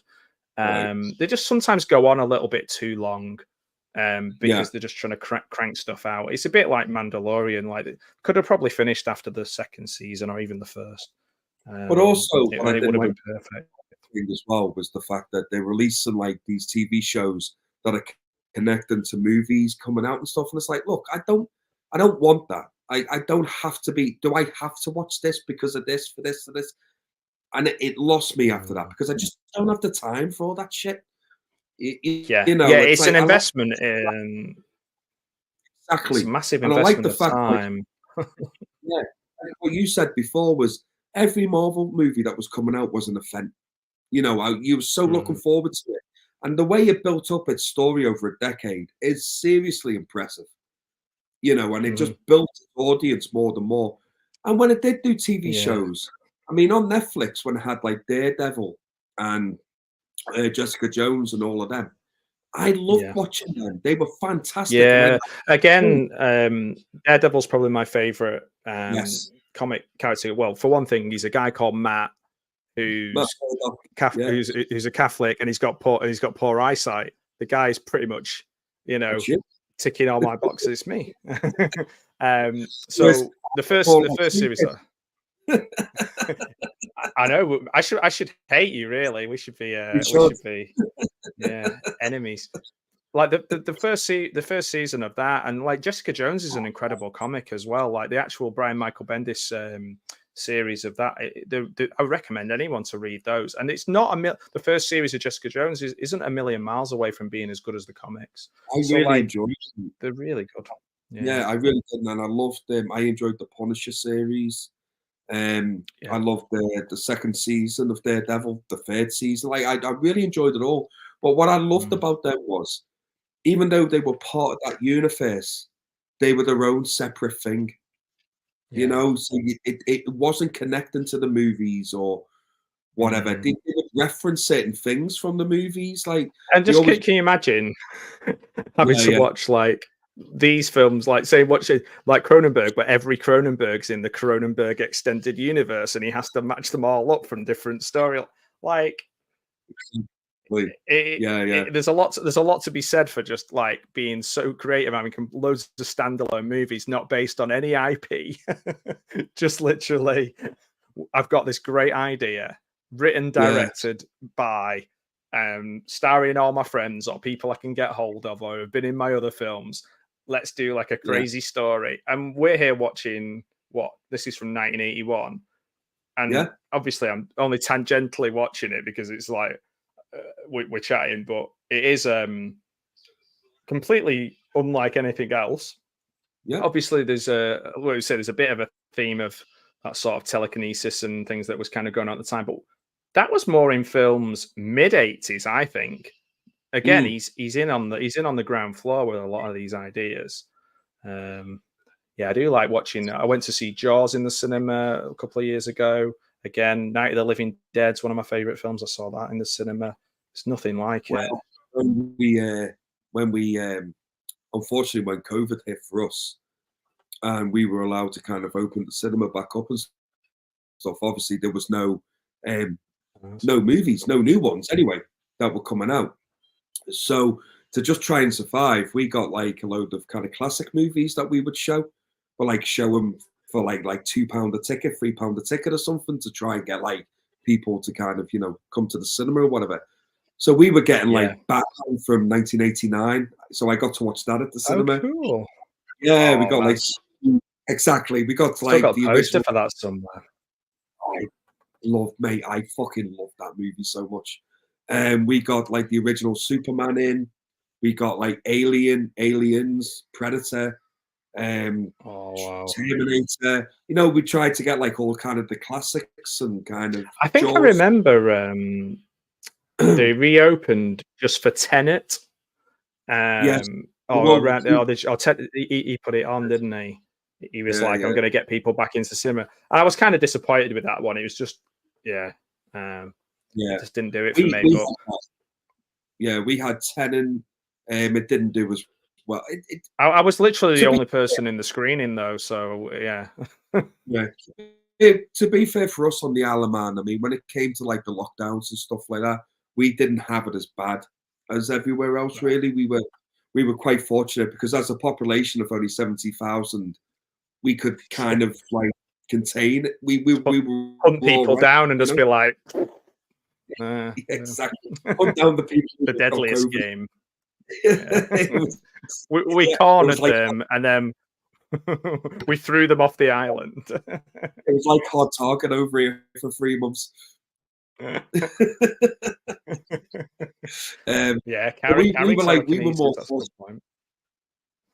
We were more fortunate, but we got to get like a load of classics on and stuff like that. So it was cool. That's a pretty positive thing to get out of it anyway. Yeah, because it would be pretty cool to see. There's so many. They did a thing at, I think it was Odeon back in the early 2000s where they put random older films on in Manchester. My friend and I went to watch Rocky V, and we went to, which is, I don't think it's as bad. I don't think it's that bad, but go for it, man. Go for it. And then Gremlins, they had Gremlins on as well. But watching Gremlins at the cinema, then people were laughing at everything, and it really irritated me. They were just laughing at stuff that wasn't funny because they were just so happy to be there, which is fine. Okay, yeah, I'd probably accept it more now. But as like an edgy late teens, early 20s guy, I was just like, "What are you laughing at?" Yeah.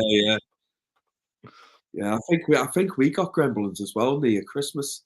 I think like near Christmas of 2020, we got like Home Alone. We had Home Alone on.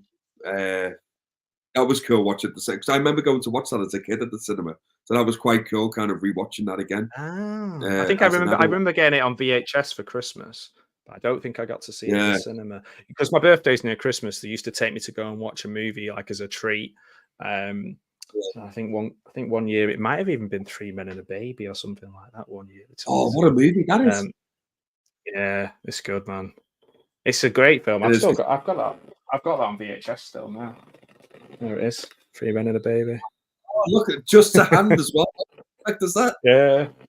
No, I have it there just in case you were. I knew you were going to bring it up. It was the telekinesis thing. Easy for me to say. So so that one you 1 and 3.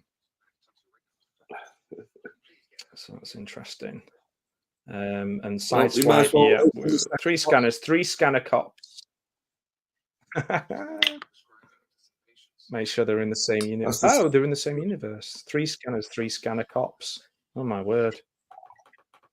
3 scanner cops. Yeah.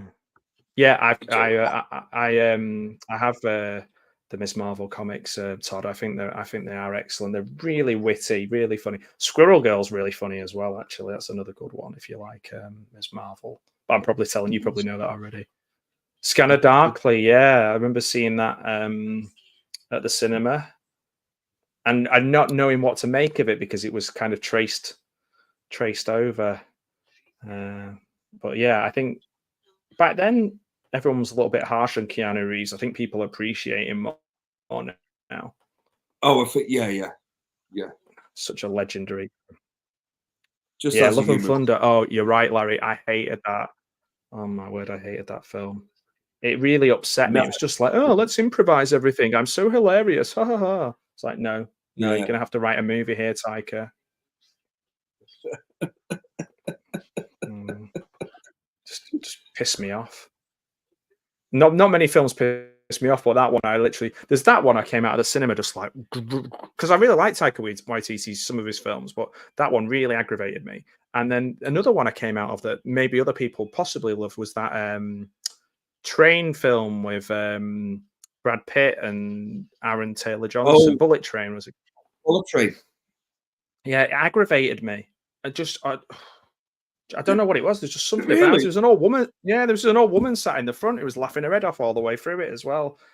I don't know No, what that, it was about the film. It was the Cockney accents of the two Thomas the Tank Engine fellas. Even though I both like the actors, I like Aaron Taylor Johnson and I like the guy who's Paperboy in Atlanta. I like him. Brian Tyree Henry. I like Brad Pitt in most things. Like I love him in Once Upon a Time in Hollywood. There's just something about that film that really got on my nerves. I don't know why. Do you know what film I walked out of? And I've never walked out of the cinema with proper hatred in my heart ever.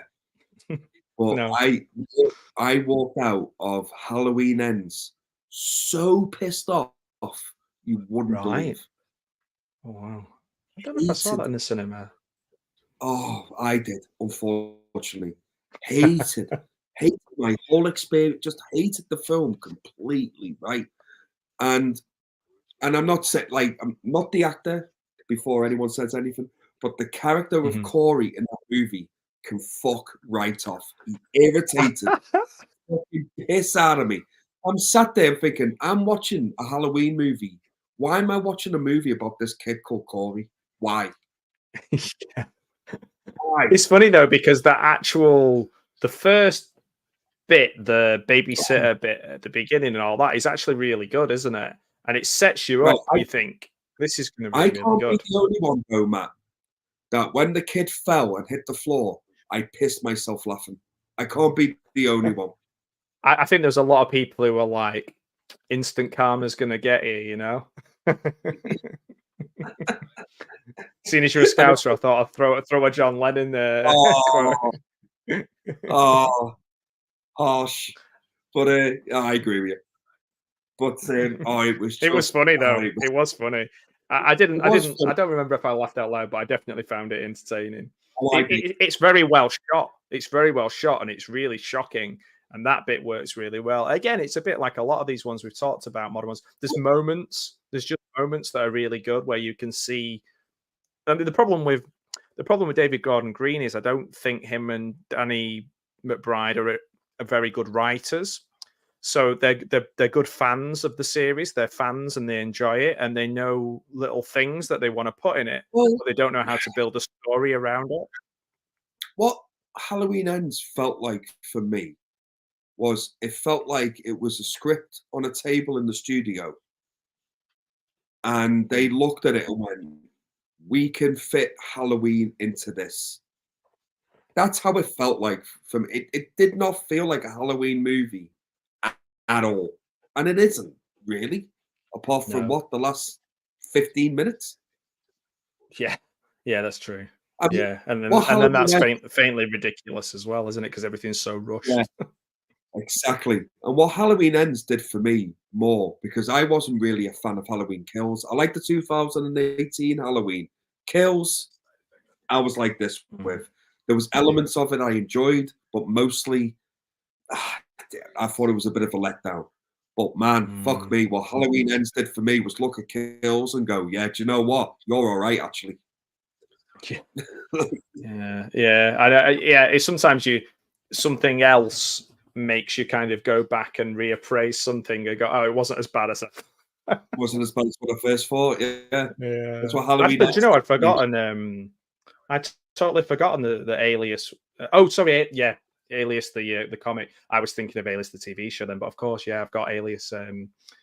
Yeah, that was a really, really great series. There's loads of Jessica Jones related comics which are amazing, and that relationship between Luke Cage and Jessica Jones is not quite explored properly anywhere than in the comics. It's Right. fascinating. Yeah, it's worth getting a hold of. So I need to catch up on it again because people are coming up with such great stuff. So yeah, if we're talking about the UK, yeah, that's right. Phone boxes pretty much just rotting in the corner. Well, yeah, I wonder what they could have done. Different splices, I guess. It could have gone like Island of Dr. Moreau kind of way. I'll tell you something as well when it comes to the Fly. I'm not against a new Fly movie or reboot or whatever you want to call it. I'm not against it, you Yeah. know. I think, you know, No, it's probably due because the this. I Cronenberg mean, one. well, that's it. Yeah, you're talking about Vincent Price, and kind of fast forwarding it, and it's probably been enough time between that and this one. The new one, The same. Yeah, yeah. And the thing is, when you're using that kind of machinery and splicing stuff together, anything can yeah, yeah. Well, yeah, Predator at the cinema would have been good. It can't Predator be was topped. fucking awesome when I rewatched that at the cinema, man. It was awesome. Loved it. Oh, and that was another one we had. So I'll say this: Die Hard. We got Die Hard at Christmas as well. Oh man, that is amazing. I Yeah. watch that every Christmas Eve night. I watch that after I come back. We go watch It's a Wonderful Life in Windermere, and then I come back and watch Yeah. Die Hard. Because it's a fucking Christmas movie, and I don't care what anyone says. Yeah. Yeah. Yeah, I agree. I agree. I mean, for me, it is. I watch it at Christmas, and it has Christmas songs in it and Christmas stuff. So yeah, The movie is set on Christmas Eve, and it's at a Christmas party. yeah, exactly. Christmas. Yeah, Yeah.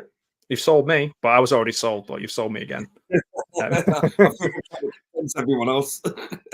Yeah, Brundle fly, man. Do you know what I do like? And it's in this as well in Scanners. Is Yeah. those green screen digital things coming up? Like the writing with along the screen. Yeah. I love that because Yeah. that's in the Fly as Yeah. well. Oh, here we go. It's all happening now. Oh, something's kicking off here. Like the veins are like proper popping up now. That's a Michael Michael. That's a Ironside. really good point. Yeah. Why those weird things? Why do people do that when it's like they're just so excited and happy to see a film that they love that they forget the context of anything in the film? Yeah, it's an odd one.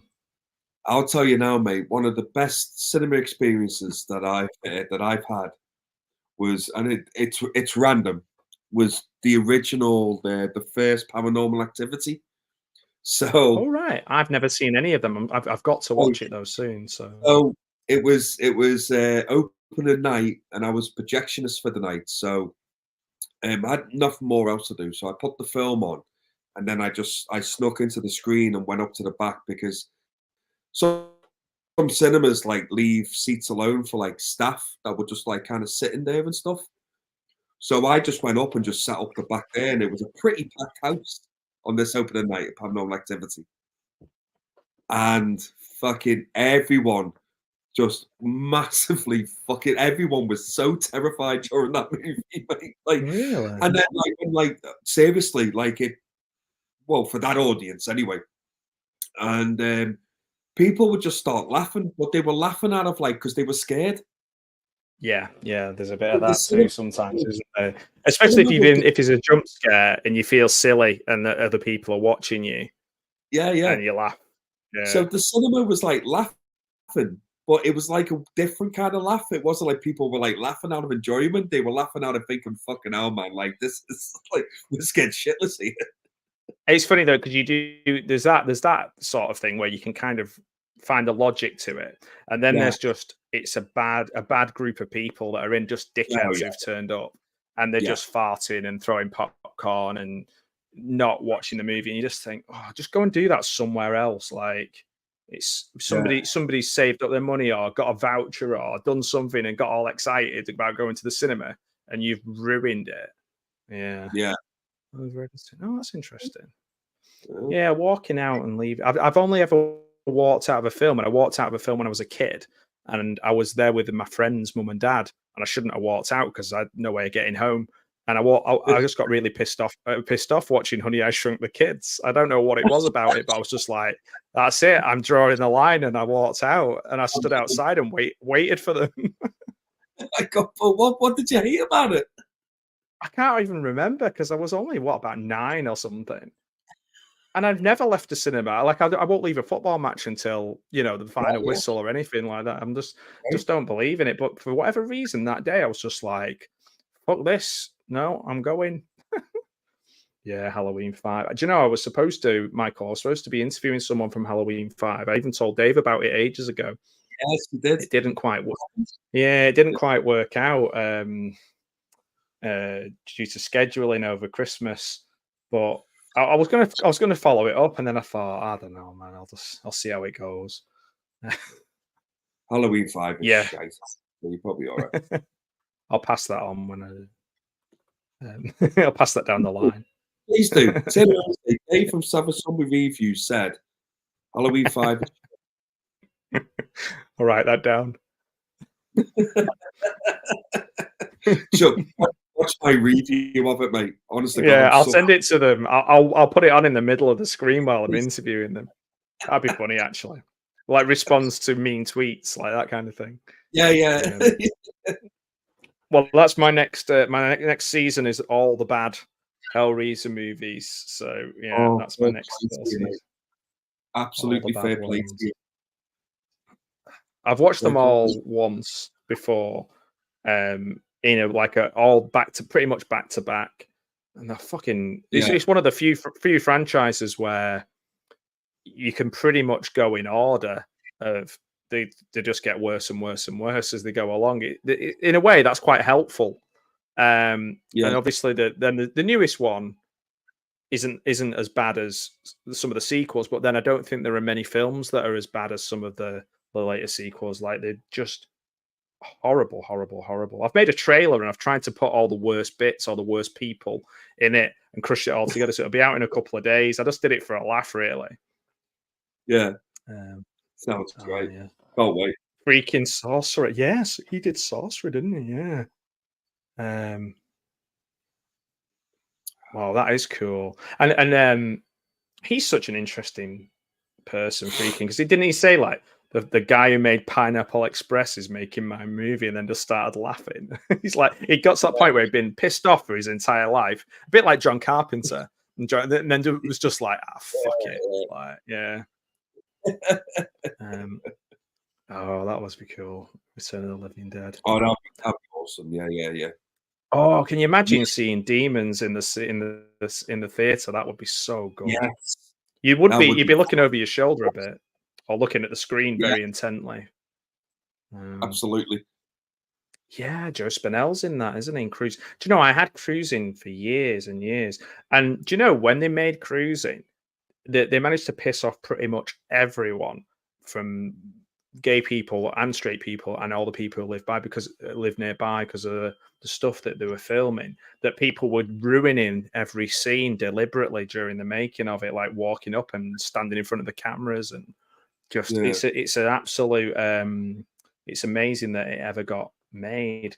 You're right, we've just talked over the crazy ending of this film, guys, but if you are still watching Scanners along with us, I hope you enjoyed the film, and I know we didn't talk much about it, but I'm really excited to watch it again after some of those moments were really like quite incredible for the time they were made, and he is such a master, isn't he? Yeah. Oh yeah. Who Framed Roger Rabbit is one of my favorites. Love it. It's so funny we're talking about Who Framed Roger Rabbit and all the films that we liked as kids and ones at the cinema when we were watching Scanners. Exactly. Yeah, exactly, Michael. I totally agree. I'm glad we're in agreement. Yeah, Freaking was just like, I don't want to see this. Yeah.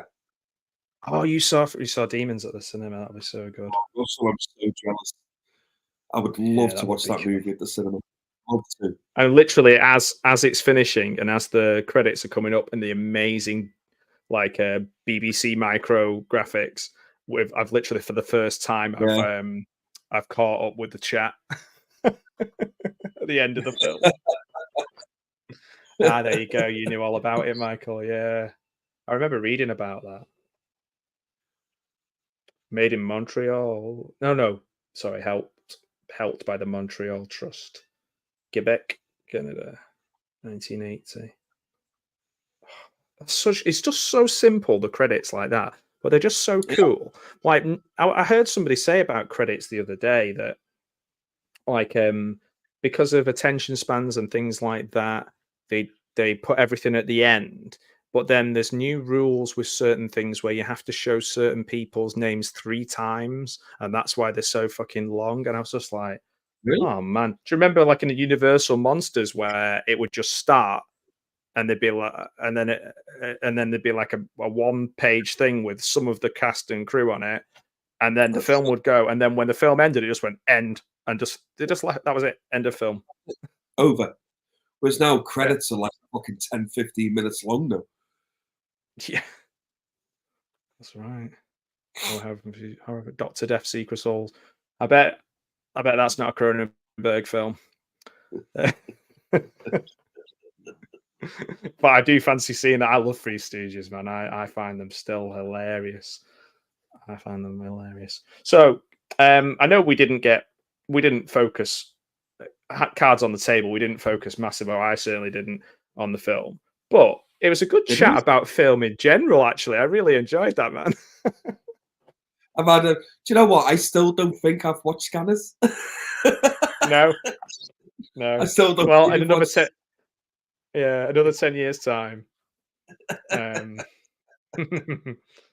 it's it does it does grab me. Like some of these grab me. Like the Brood didn't really grab me. There's some of this stuff that was in the Brood with the kids and killing the teachers and what have you is quite striking. There's always something that's quite striking in Cronenberg stuff. But it's funny, out of all of the ones I've seen in this season that I've been doing, Shivers is the one that just really stood out to me. And I don't know whether it's just because it made me feel a little bit about Night of the Living Dead and Hmm, some other kind of zombie related things. It just had a good. yeah, I don't know. I don't know what it was, but I actually out of all of them so far, that's the one I've gone and bought a physical copy of. right, okay. Um, Oh, but I might that buy says Scanners as well. Videodrome too. I did enjoy Videodrome. I thought that's a that was pretty weird cool. thing, isn't It is it? a weird film. It's Yeah. true. Yeah, The set design in that's really interesting as well. I yeah. found myself noticing glass bricks a lot. I know there's like glass bricks in a lot of 80s films, and I think that's a clever way of doing lighting so that Mm, it's a natural way of getting something a bit brighter because films are so dark now, aren't they? yeah, It just made me think about that really. But yeah. yeah. Oh yeah, Beverly Hills Cop 3. There's no credits at the start now. That's probably not a good sign with Beverly Hills Cop. They were just like Beverly Hills Cop 3 anyway. Um, I tell you what, yeah, though, I am generally looking forward to the new one on Netflix this summer. I've got to be honest. me too. Me too. I Yeah, recently rewatched the first one again, and I was just like, so good. it's so much fun. Like when Yeah, Tarantino talks about a perfect film, like yeah. it's not necessarily that it's like the most artistically thing, but like there is no fat in the film. Like everything in the film is entertaining, Beverly Hills grabs Cop you, is so good. and you would Yeah, watch it over and over again. That's one of them, isn't it? yeah, It's one of them. It's got to be. yeah. Yeah, Videodrome is one that I really did enjoy it. I maybe appreciated it more than enjoyed it. I think Mm. that might be one of those. Universal Monsters, Abbott and Costello meets Frankenstein.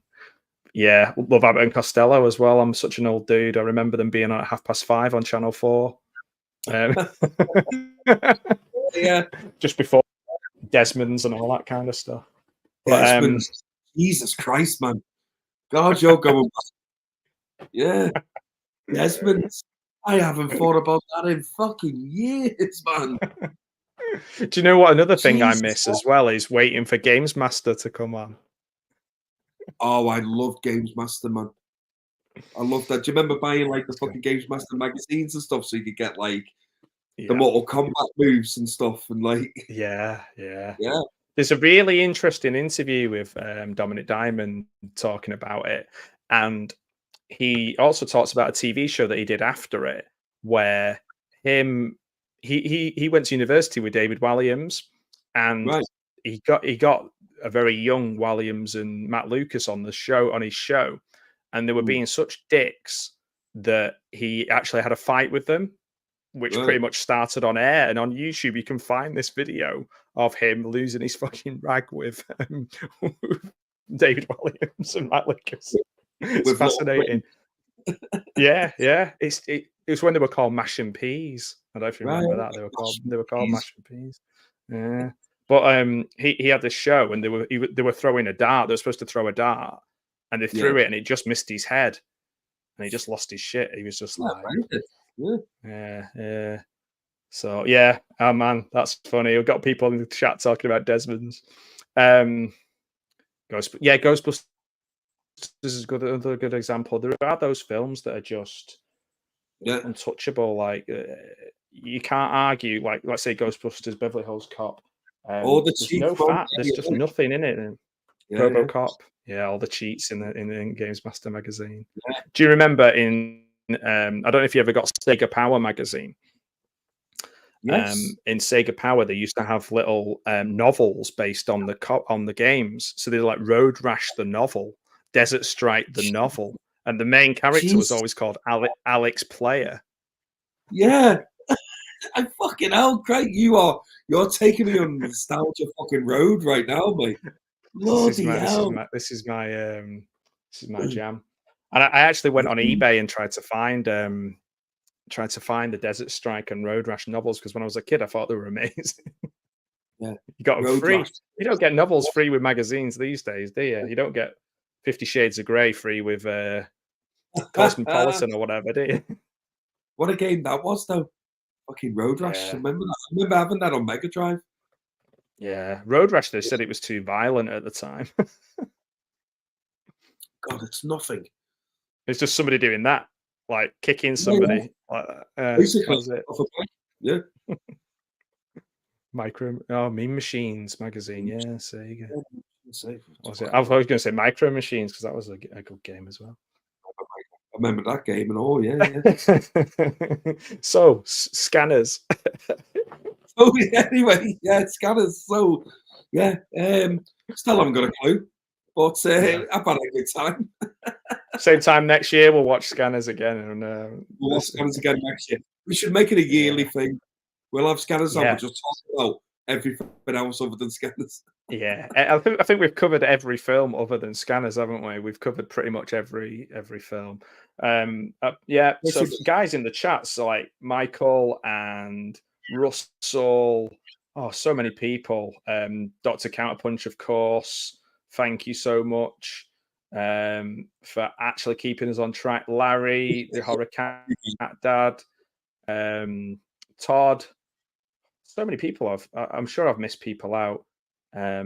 People who have just gone, what are they talking about, and left. All those people. Scottish Geek Guy, thank you for joining us. Who have I missed? Todd, I've said, haven't I? Todd Christian. I don't like missing people out because they've took the time to actually sit down or put us on their phone, and it's been such a good time. Ben Grimm as well. Kal-El, of course. Kal-El Daly. Yeah, thought I was Lex Luthor, and he was right. Yeah. Oh, Liv Style Rewind, of course. Liv's been posting some really cool stuff recently. Well, always, but yeah. Gareth was there at the beginning, checking that we were all okay. He was. He wanted to make sure his little sweetheart he loves me. Oh, that's nice. His favourite. I'm his favourite. I can claim that on YouTube. Let's say Video Tasty's number one, not Nemesis, the opposite, or whatever the opposite of a Nemesis is. The opposite. I was looking at Gareth's t-shirts and I was like, should I buy a Video Tasties Nemesis T-shirt and wear it next time I just see just and not say anything? But then I don't really show a lot of my. I think I've actually got a Red Letter Media one on at the moment. Best of Oh the yeah, worst yeah, that yeah. I've had for ages. But I do. I have ordered a Rob's vintage video T-shirt because I just think Rob's designs are so cool. Yeah. Um, Oh yeah, yeah. I just like I've always liked his logo and the way he designs. So I'm like, plus I can't really have dark T-shirts because of the dog. And he happens to have it in Yeah. a nice sort of just get hair all over it and it looks Yeah. awful. So it's a kind of off grey kind of color, and I was like, yeah, I'm having one of those. So I've got an Owl Card T-shirt flying around as well. Oh, So guys, I love that. if you've got, I want a Savage Zombie Reviews T-shirt, man. Oh, well, I didn't. I never knew anyone would even fucking bother to ask. To be honest with you, like I've never even bothered even looking into anything like that. I'm gonna be completely honest with you. But oh, I love Honestly, Al. I love Al. Rob's awesome. Shout yeah. out to them boys, man. They're cool people. Yeah, there's so many great like creators that we know and that we've either been on their channels. I know I watch you on loads of people's channels, and the people that you're on with are really cool, really entertaining people. Yeah. And if I see it, and I try and take it on. If I see a really cool design and they're selling it, I'm like, I'm buying it. Like I've made some. I've not literally. I don't think I've sold one T-shirt, but I just made them because I've always wanted to. That's it, guys. Get on it. On Creator Spring, but the ones I've made are very niche. But I just really wanted to make T-shirts because I have like I've always wanted to design T-shirts based on B movies and bad movies. So I've done ones for like Killer Workout, like Rhonda's Workout. I've done one that says "Do you read Sutter Kane," which isn't a bad film, but so movies that didn't get made, like Jaws 3 People Nil, which was like going to be the comedy version that they were going to do, National Lampoon one. I've done a Vincent Price one, and Night of the Living Dead. The problem is there's so many that you'd really have to scroll down to find out that I'd done more than one T-shirt, I guess. I've done one about the signal intrusion, you know, the Max Headroom guy that interrupted the signal. Yeah. And he just jumped I've on always TV. found him. Yeah, it's scary as hell. Yeah. I hate it, and I'm fascinated by it in equal amounts. It's never solved that bad. No, they never found him. There's a documentary about it on YouTube. It's so interesting, but it's weird as hell. He could have been doing anything, that guy on screen, and everybody would have seen it. It was weird, yeah. Yeah, I've even got some twin. For our Canadian fans, I've got the McNamara brothers, the Twin Dragons. I've made one of their T-shirts. If guys are not familiar with those, they are two of the cheesiest, weird twin brother Canadian kung fu guys who seem to love each other that I've ever seen. So yeah, you need to get on YouTube and check out Twin Dragon Encounter, Dave, because if you've not seen it, it's one of the best bad movies ever. I mean, so any final thoughts on on anything on anything you want? You got anything coming up that you want to share? That's a good one. Oh mate, it's so nice to do that. Well, at the moment, because I'm in the middle of my Evil Dead series, so my next one is Army of Darkness, which I will have out probably in the next couple of days. After that, it will be Evil Dead, the one that came out in 2013. That'll be next. Right. So I'll have that probably by the weekend. You've got a lot to go on there. Yeah. After that, I don't know. I don't really know what to do next. I've got to be honest with you. It's pretty open. So if anyone has any suggestions that they want to throw my way, I'm happy to take them, and then you can. Mine would be all terrible films, so I can't tell you. I would just be torturing you by making you watch terrible films. So I'll keep quiet. So, mate, so does someone else. Don't worry about it. Oh, well, that's awesome, man. And guys, if you don't already subscribe to Dave's channel, subscribe to Dave's channel because it's where I find out that new films are coming out. It's where I find out about trailers and teasers and posters. It's where I find out 99% of stuff about modern films. And I'm an old guy and I need this stuff. I need this stuff in a way You I need the can help. understand. Yeah, I need all the help I can get to stay relevant. So well, I think we'll leave the final word to Michael Myers. Guys, thank you so much. Exactly.